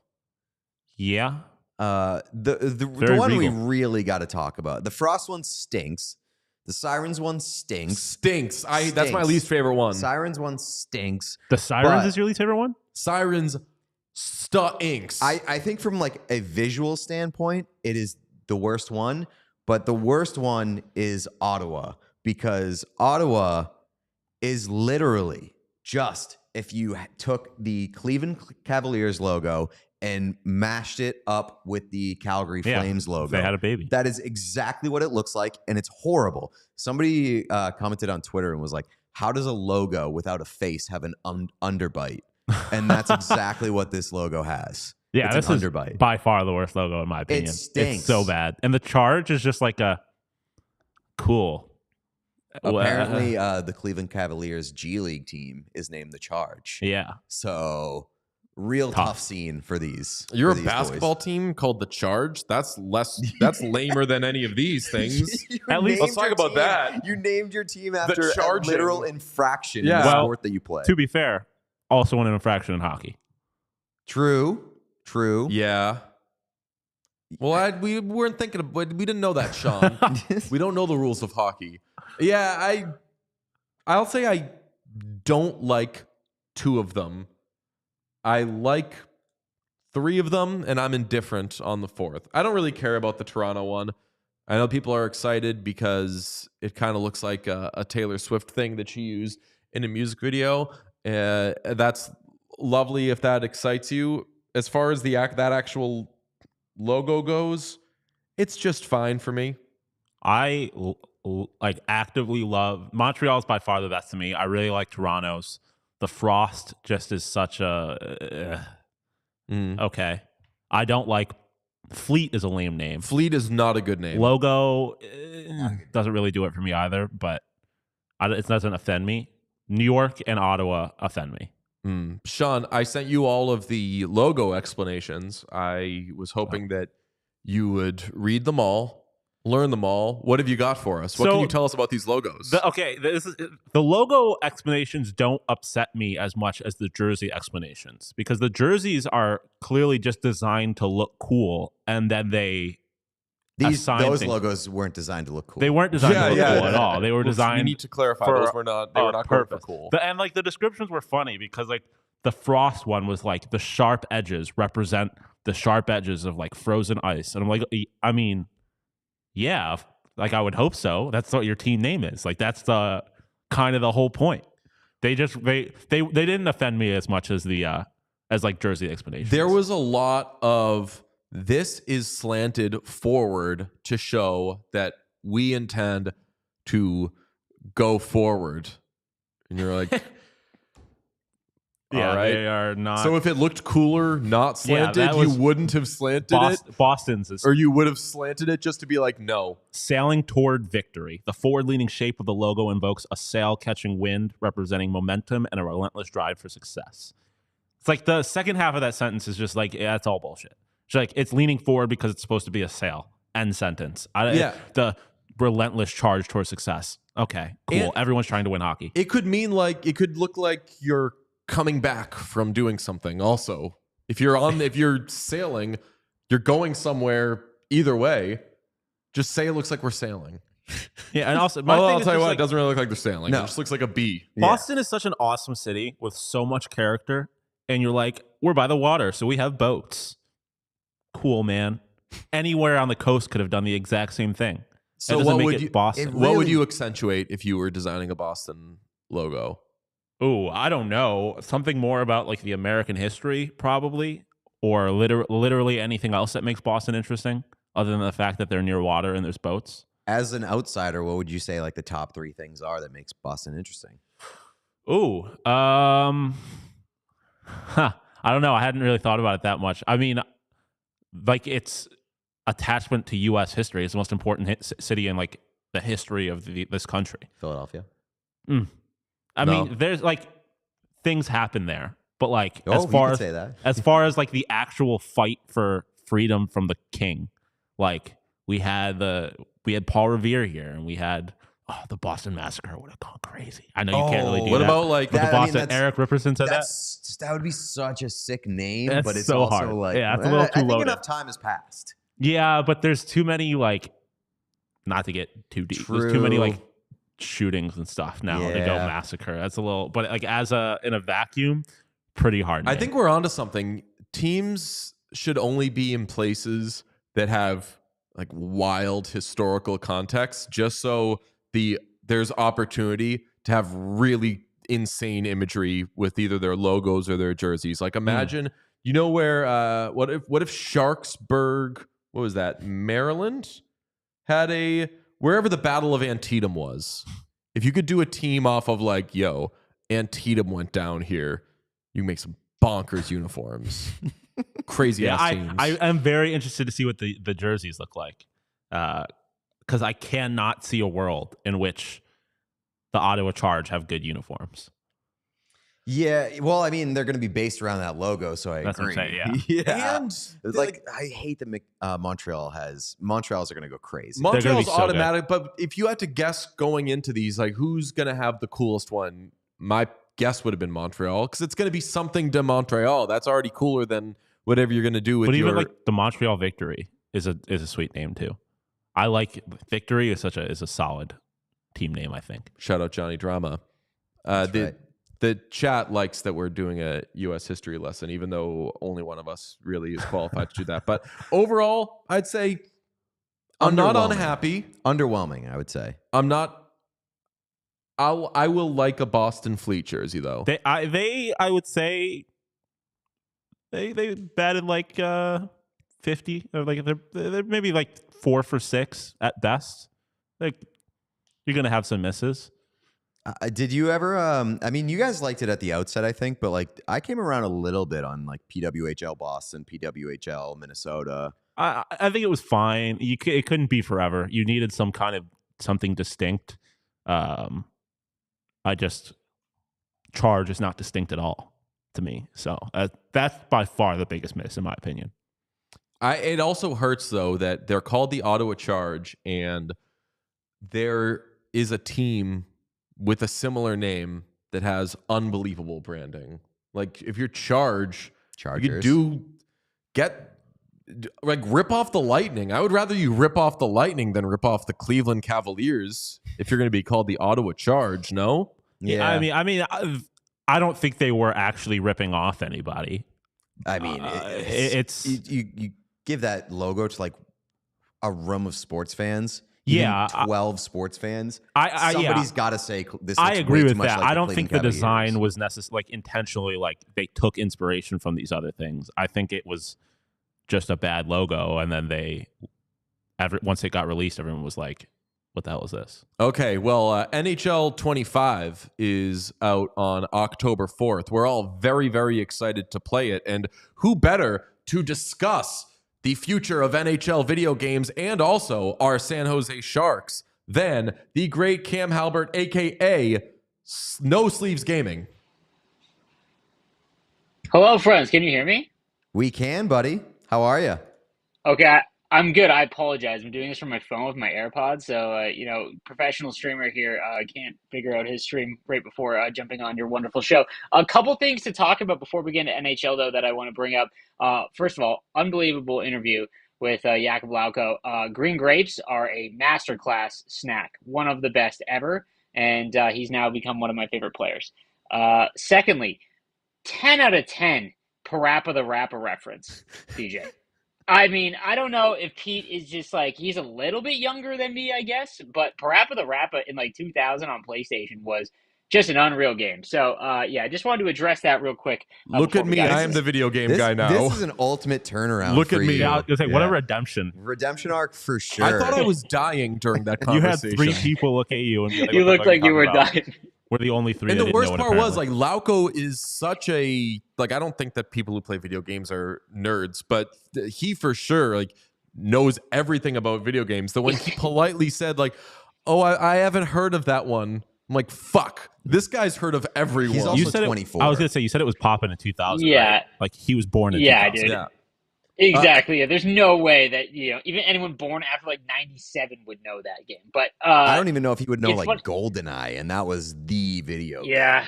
What You're was right, that you're one? right. James Bond. Wait, really?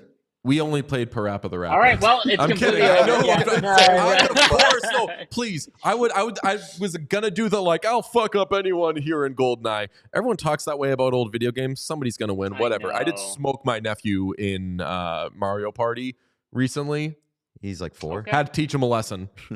No, Sean gave a I love Mario Party and also beat kids in video no games. disrespect to your kid, but fuck them kids. Like they need to learn how to lose. Yeah. Yeah, totally. 100%.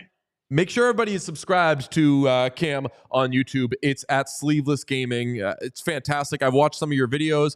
Getting ready for NHL 25. Is it going to be good? It'll be better than last year. Why was last year so bad? I mean, they're all just, here's the thing. Here's the problem with the gaming industry. We play video games too much. We play one game too much. And there are very few games that have ever been created that can handle the amount of time that people get obsessed with a game to play. So every sports game suffers from this. NHL is a smaller dev team. It's a niche game of a smaller sport in comparison to like FIFA and Madden. So it's always viewed super negatively. And then everyone that, I also think the audience or the gameplay, the players skew older too.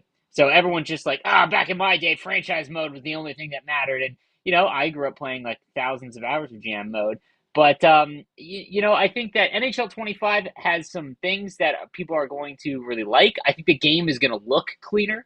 I think that it's not going to be groundbreaking by any stretch, but I think that we're going to have less of those like hilarious stick through the boards into someone's shin pad out their face like stuff, so that's what I can hope for. But I do think that there's some promising things coming, but it's not coming to PC. I think that's what everyone wants, is it coming to PC. PC and GM connected. Neither one of those things are That's happening. That's it. You are correct.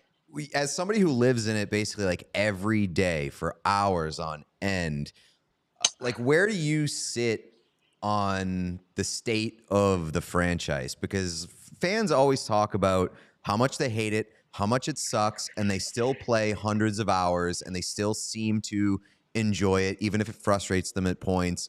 Like, do you love the game still as somebody who plays it as much as you do?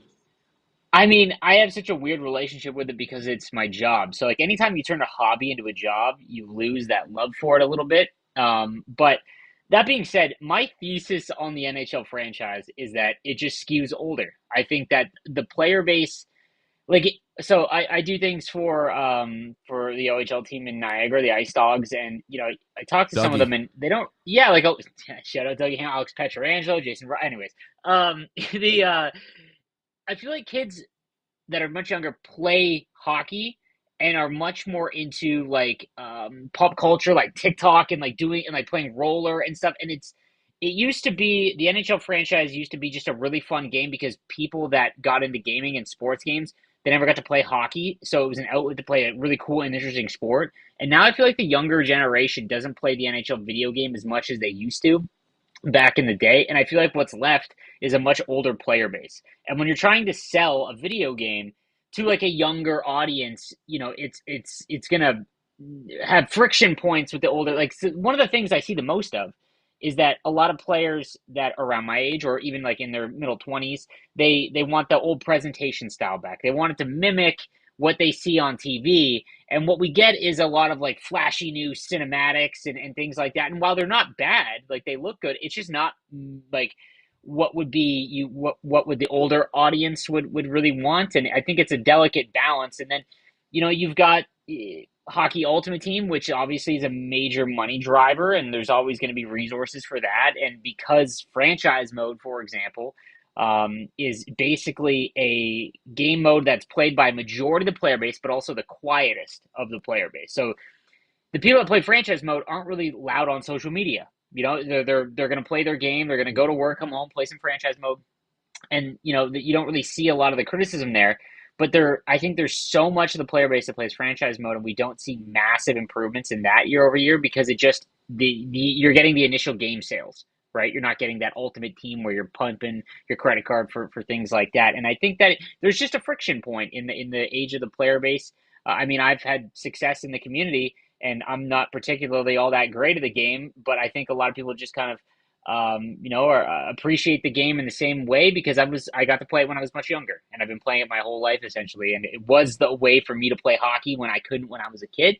And but that being said, I think 25 will be better than 24 and 23. I think that 23 will go down in history as one of the worst NHL games we've ever gotten. 24 was slightly better. Yeah, I think it's one of the worst. And when we look back at them all, and I think that 25 will be slightly better than 24, and we're working towards something.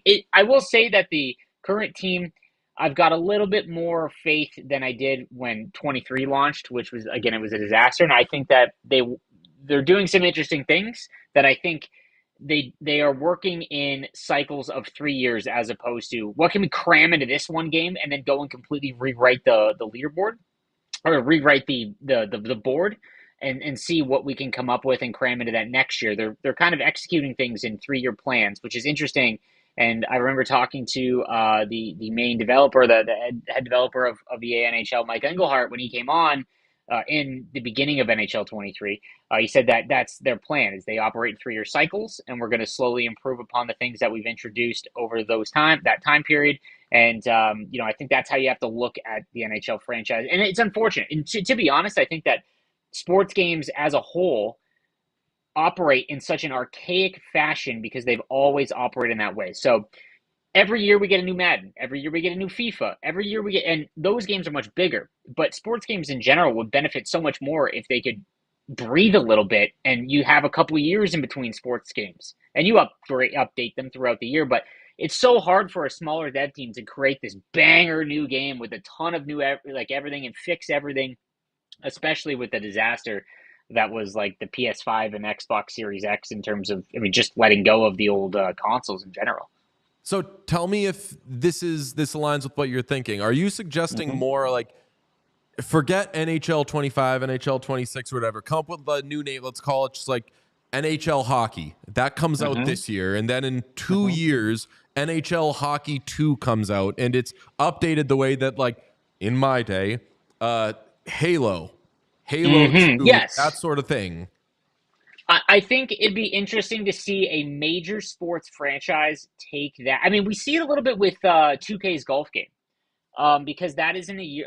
From my understanding, I don't think it's a yearly release. No, I think they released skipped, yeah, exactly. So something along those lines. But I would love to see what the Madden or FIFA or even NHL dev team could do. So a massive AAA game studio, what they could do in 2 years, and as opposed to one. But the first game to do that is you have to convince the board of directors, like, hey, we're not gonna have $1 billion in game sales this year, but trust us, this next one's gonna be crazy.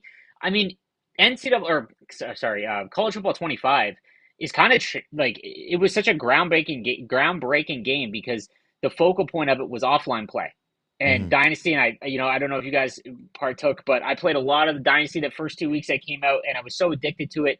And it was like the first sports game that was specifically for offline play, and that's what they leaned into. And obviously it had an ultimate team, but that's just secondary, whereas every other sports game is the opposite. And I think that you're seeing such a good reception for College Football 25 because all those sports gamers that grew up with sports games, we just love franchise mode to the core. Even if you play a ton of HUT or EASHL or whatever mode you play, at some point you'll touch franchise mode when you're bored or whatever, right? And I think that that's just something that all sports games kind of suffer from.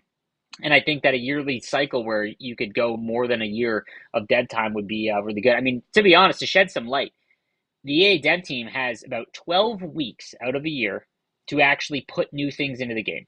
Because what people don't realize is that you have to be ready to ship by like the end of August for the early October release. You've got to do the alpha, you've got to storyboard and figure out, and you're just constantly in this cycle. And a year is just really hard to pump out a massive new game with a ton of new features. But like I said, I think 25 will be better and more well received than 24. Some of the things that they've come out with in terms of the gameplay is always subjective.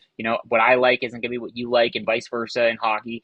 I think it's the hardest video game to get gameplay correct because hockey is such a luck-driven sport. And in video games, you want X's and O's. So if I do this shot, it goes in, but in hockey, there's luck. It hits a shin pad. You're shooting something circular, like it goes off the boards. And it's very hard to make that into a video game, so it's always going to be subjective. But I do think it's a lot smoother looking, hopefully. Got to take everything with a grain of salt, but I'm hopeful. I've been doing this is my fifth game now, and I do get the here we go, another year, but I've got some tempered good expectations for 25. This is radical. I do know a way that the game could be more realistic is as you advance, especially like say franchise mode or something, you go years into the future, players retire, new guys come in, there's a draft and everything.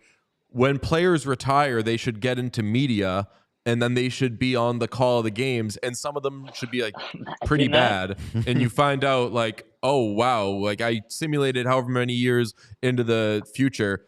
David Pastrnak is not the broadcaster I thought that he would be, and like those are things that you find out along the way. Kucherov comes on and he has to commentate like Toronto Maple Leaf games. Like he says one word every 5 minutes. Yeah, that's it. It's just one word, and the color analyst is just having to fill 2.5 hours. That would be so like you talk. Hey, you've been playing this? Oh yeah, like I'm X amount of years into the future, dude. Like how good is I don't know, like Mackenzie Blackwood as a broadcaster? I did not see that coming. Yeah, dude, that's what I'd be into. You would need AI for that. And maybe that I'm sure they are already doing that, man. Mm-hmm. Yeah. If you had a wish list for the NHL franchise, like what's on it? A wish list? Oh, that's tough. It's mostly hockey Ultimate Team related. I would love to see like collections, for example. So instead of using the cards as currency, I'd love to see you collect an entire OHL team and you get a old school OHL alumni of that team, things like that. But in terms of like the grand scale of things, like a lot of people will say GM Connected. I think that they would spend an entire year putting GM Connected back in, and a fraction of the player base would play it. As someone who has a pretty big following in terms of the video game, I could do some awesome things with GM Connected and have tons of leagues and stuff like that. That would probably be my number one. I'd love to see GM Connected come back, but a lot of people love to see that come back. I mean, to your point, like about College Football 25, we haven't seen buzz around a sports video game like that, and not just because of the return after like 10 years. Once it actually came out and people were falling in love with it, like the hype train has still managed to keep a really impressive level of speed, even with people playing offline. Do you think that kind of changes the landscape for sports games moving forward, where these dev teams can say, there is going to be buzz and streamers and content pushed out from offline game modes if we do it right? 100%. Like I said, I think that nostalgia is a hell of a drug, and a lot of people, I remember playing NCAA football all the time. I'm Canadian. I got to be honest with you. I never watched college football at all, growing up, but that video game was so well done, and it was all based on like Road to the Heisman and franchise or Dynasty. And I think that it just goes to show how good when you lean into those modes. They looked at everyone wants a college football game. They said, okay, everyone wants college football 14, but in the modern era. And that is exactly what they did. They had Ultimate Team included because, obviously they'd be dumb not to because people will still spend money on it, right? Like it's still a business. But it was such an afterthought in comparison to Dynasty, as well as the road to the Heisman. So I think that it's such a huge opportunity for offline players because, again, I think that the whole reason you guys got a show, you talk about what's going on in hockey, right? People want to be able to sit down and then create what they would think if they run a team. That's always any sports fan is going to at one point have an interest in doing that. They don't all want to just get on and then play against other players, right? And I think that there's a lot more people that do that than dev teams realize. And I'm sure they have the numbers and things like that. But like I said, for a team to lean into franchise mode and not really address the online modes, which are the biggest focus every year, it's such a dangerous thing from a business standpoint. I just try to think logically when it comes to as I get older and I see the background on how games are made a little bit more and more. It's so hard. Like I said, if Madden were to go, we're not releasing Madden this year, but we are going to release an unbelievable one next year. Maybe college football alleviates that because they added a new title back in, but that next Madden game would just sell in crazy amounts. And everyone would be falling over themselves. And maybe it's a change to the archaic way of just a roster update every year because back when I was younger, it was like NHL like 2000 and whatnot. You'd get okay, now you can do the All-Star game and you could do like the skills competition and stuff. And everyone's like blown away by that, but you can't do that in games now, right? But back then, they didn't have to worry about online play. It was literally just you playing against a CPU. So the changes, it was much easier to address and put new features in when you were just playing the CPU back in the early 2000s, right? So it's a whole other big issue. But like I said, I think that 25 in comparison to the last couple of years is going to be pretty good. It is funny that you say I'm a Canadian. I don't watch college football, but I love those games because they were so good. That was NHL when I was in college. Like all of my friends would play the NHL games. They didn't care about hockey. They didn't watch hockey. They just thought that was one of the best sports games out there. They loved playing against their roommates on it. And it's just kind of shown how far it's fallen from a title where it used to be considered up there with Madden as one of the most fun EA sports games to play. It was always one of the higher rated ones every year. If you go back and look at ratings and whatnot, and I think a lot of that has to do with how insane the sport is. Like for someone that like you, in the States when hockey wasn't gigantic like it is now, to the point where it is, it was probably the one sport, and maybe football as well. But as a kid growing up, you have to have your parents have to fork out so much money. The opportunity to play is so much lower than all the other four major sports like basketball and baseball. And football, again, is a little bit pricey as well, but still it's much more available to North Americans than hockey. And it was such a way to play the game. And if you didn't play or watch hockey, it's still an insane sport. You're on blades, you're flying around, you're shooting something 100 miles an hour. So back then it was it almost was let's create a sport with a video game, and that's kind of what hockey is. If you were to create a new sport video game, but the sport didn't exist, you might come out with something like hockey. So I think that that has a lot to do with it. And now hockey is just much more worldwide in that sense, but in comparison to the other three sports, it's just not nearly as big. And those other sports there's so much that goes into those games from the dev cycle, or from the dev team, from EA Sports and San Diego Studios and for MLB, and as they should, because those sports are just much bigger. Yeah, I also wonder from a development standpoint too. I feel like sports games in general are trying to become, for the most part, uber realistic, as close to realistic as possible. Whereas when we were back in college or whatever, the NHL video game was more arcadey. It was fast paced. It was fun. And I do wonder if you have to find a middle ground if you're a developer where you're, now the focus is always on realism, but it still has to be fun. And to get a wider audience beyond just hockey fans, you might need the more arcadey elements of it from a development standpoint. It's funny because I think that's what the dev team currently is fighting with internally. Because I think that the game has been very arcadey compared to 22 is one of the most sim-based NHL games we've ever had.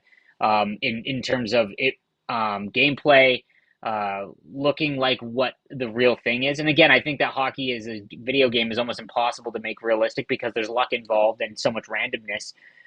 Just when you think about carrying the ball in football, right? Like you're just running straight or whatever, and your cuts and whatnot. In hockey, it's just so much more difficult to emulate. That being said, I think that the dev team currently is leaning into a more arcadey presentation style and whatnot. This year, we've got skill-based one-timers, and if you make a pass correct and you time it right, something below your player will light up and you'll get a more power and accuracy in your shot. That's a very video game type technique where I think it has a realistic outcome with a very arcadey way to get there. And again, I think that's a mixture of like people wanting something that's arcadey and some people wanting something that's sim-based. And I think that the player base half the time doesn't really know what they want in that aspect because, yeah, like arcadey hits and dekes are awesome. But if it doesn't look like the real thing, then you get into this what you just said. Like it just people want to see what they watch on television and while they're playing a video game. It's such a hard balance, man. And I don't know if we'll ever get to a point where even like 70% of the people that play NHL think that like it's good because I think so many people debate between arcade and simulation based. Subscribe to Cam on YouTube at Sleeveless Gaming. Cam, feel good about your Sharks this year. I'll say that. Get out on that. Over under 47 points? Over. I think that they get to 20 far wins. over. We're talking like 55. Cody Cece's going to have like 48 points. Yeah. Okay. First of all, Cody Cece, love that you guys had him on. And one of my goals on my stream, I'm doing something at the launch of the game. If I get to a certain amount of subs, I'm going to order a authentic Cody Cece jersey that will be hung in my room the whole year. Yes. So shout out Cody Cece if we get there. Which number? But 4 or 97? Oh, we're trying to get him 97. to wear 97. 97 for sure. Absolutely.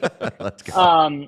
That being said, this is the first year. The last few years have been bad because they fought doing a rebuild, and there was really no look at the future. So Eklund last year was the only reason to watch a Sharks game as a Sharks fan, and even then it was tough. This is the first year where I don't care about wins and losses. I still think they're going to lose the most in the league. I think the gap will be a little bit closer because I think Chicago will be better, and I think that the Sharks will also be better. So I think those two, the gap will close on the rest of the league. I still think they'll finish last, but man, is it going to be fun to watch. Like there will be just a lot more coverage of them, and I can't wait to see Macklin and Will Smith. Is Will Smith still going to wear number 2? Yeah, I believe so. I saw like, what, isn't that insane? I love that for a forward to wear number 2. That's got to be one of the weirdest jersey numbers, no? We love weird jersey numbers. Right. And single digits. Dink around. Yeah, low single digits for a forward. Great behavior. Yeah, Crazy. I just think not enough forwards are wearing 1 is the way I look at that. 0. Absolutely not. I mean, like that's like I still get kind of weirded out when I watch football games and like wide receivers can now wear like skill position guys can wear number 1 and stuff like or 0. I can never understand the choice to wear number 0. What are your thoughts on that? I need to know. I like it. It depends on the position. Really? It depends on, like I saw a quarterback wearing 0 the other day, and I loved it. It's swaggy. Oh, it's swaggy. You have to be that guy. Goalie wearing 0. What was that? Say again? I was going to say a goalie wearing 0 would go hard. Yes. Like that would go hard because it makes double sense. 0. Yes, 0. Absolutely. Double 0 could be the new 30. Mm-hmm. I agree. It's round. I agree. So just do that. Well, Cam, you rock. Again, Sleeveless Gaming. Follow him there. And while you're on YouTube or while you're watching this, everybody, make sure you smash like on this video because that helps us a lot, and subscribe to us. Cam, you rock. We'll talk to you soon. Love you, buddy. Absolutely, guys. Thanks for having me on. Thanks, friend. Go Sharks. We are famously a Sharks podcast. Let's go. Last thing we have to get out on is we've got some breaking pictures, and they're not breaking. They're the last few days. Ruppe Hintz is doing a bleach blonde thing, and I don't know why he's doing that. I Googled it and tried to look up why, but quite frankly, I didn't do a good job of it. I don't know what's going on there, but he's bleach blonde. He's been bleach blonde. He does like the frosted tips thing. I thought that he had done it with longer hair before. Yeah, correct. But he's in his Slim Shady era. He's got the white T-shirt. Using hard Fs. I've bleached my hair before. I don't know if you know this. I've had like full bleach blonde hair before. I wanted you to do it again. I have to cut my hair. I'm kind of committed to the curls right now, but if I cut my hair again, I'd consider it. That would be incredible for like if we hit like we set a sub goal. Yeah. Sean's got to bleach his hair. As long as That would someone's be paying great. for it. I love this look for Rupe Hintz. Yeah. Rupe Hintz. Get us to 9,000 subscribers before the season. And Sean, although do we want to start the season where a bunch of people are going to be dropping in crazy hair? Are you going to feel good about that, Sean?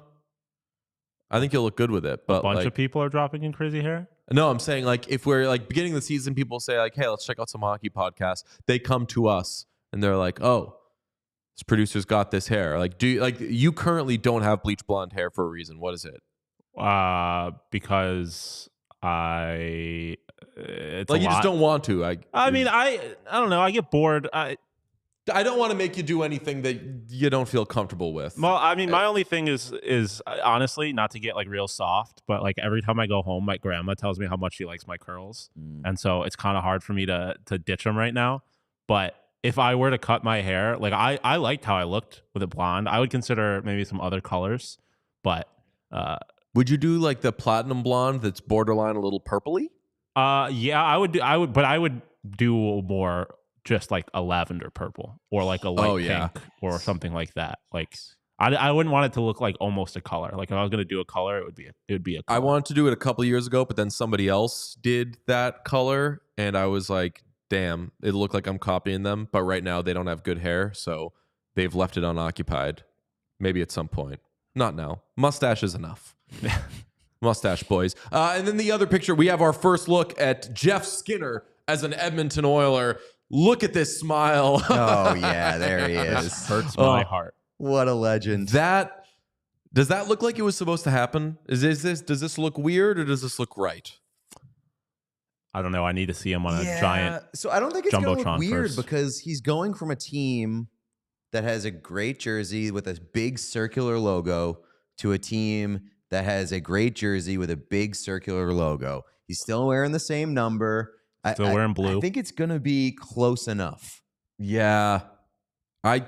It's going to look right. I mean, I think really the only one that still looks kind of weird to me, and I know he's been on the team for almost a year now, like I'll watch an Oilers game and be like, oh, Corey Perry, that's kind of weird.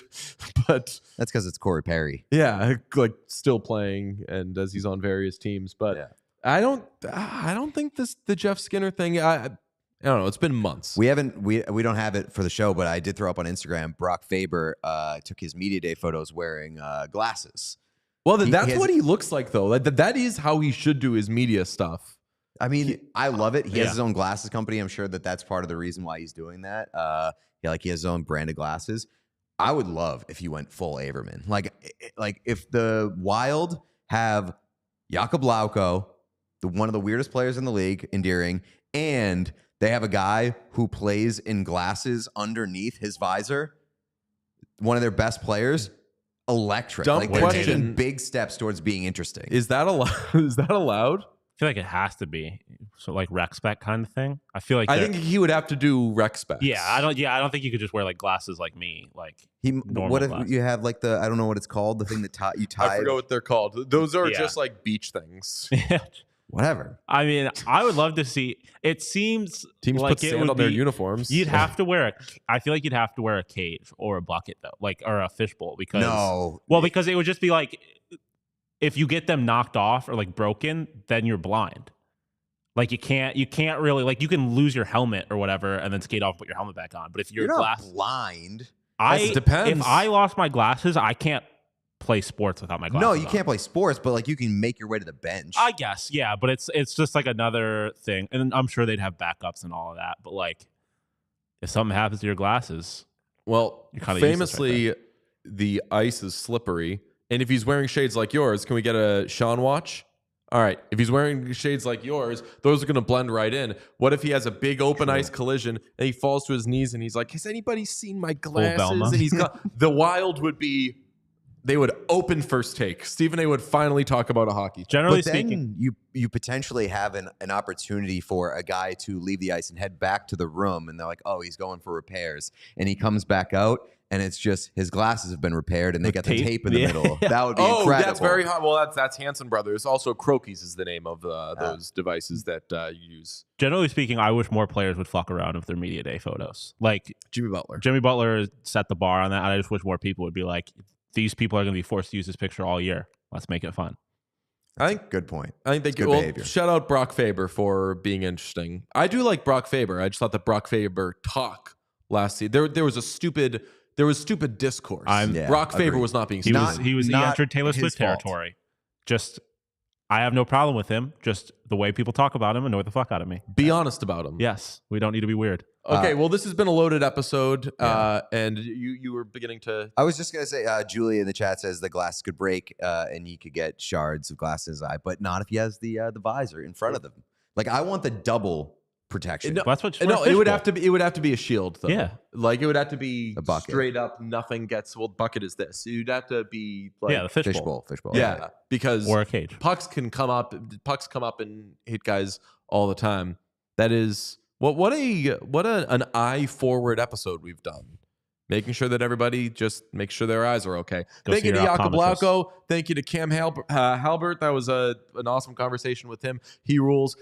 We will be back sooner than you think because we're going to begin our preview-ish stuff. Make sure you are subscribed to the YouTube and like this video as you watch it. We will talk to you soon. Ta-ta. We all silly like the mayor.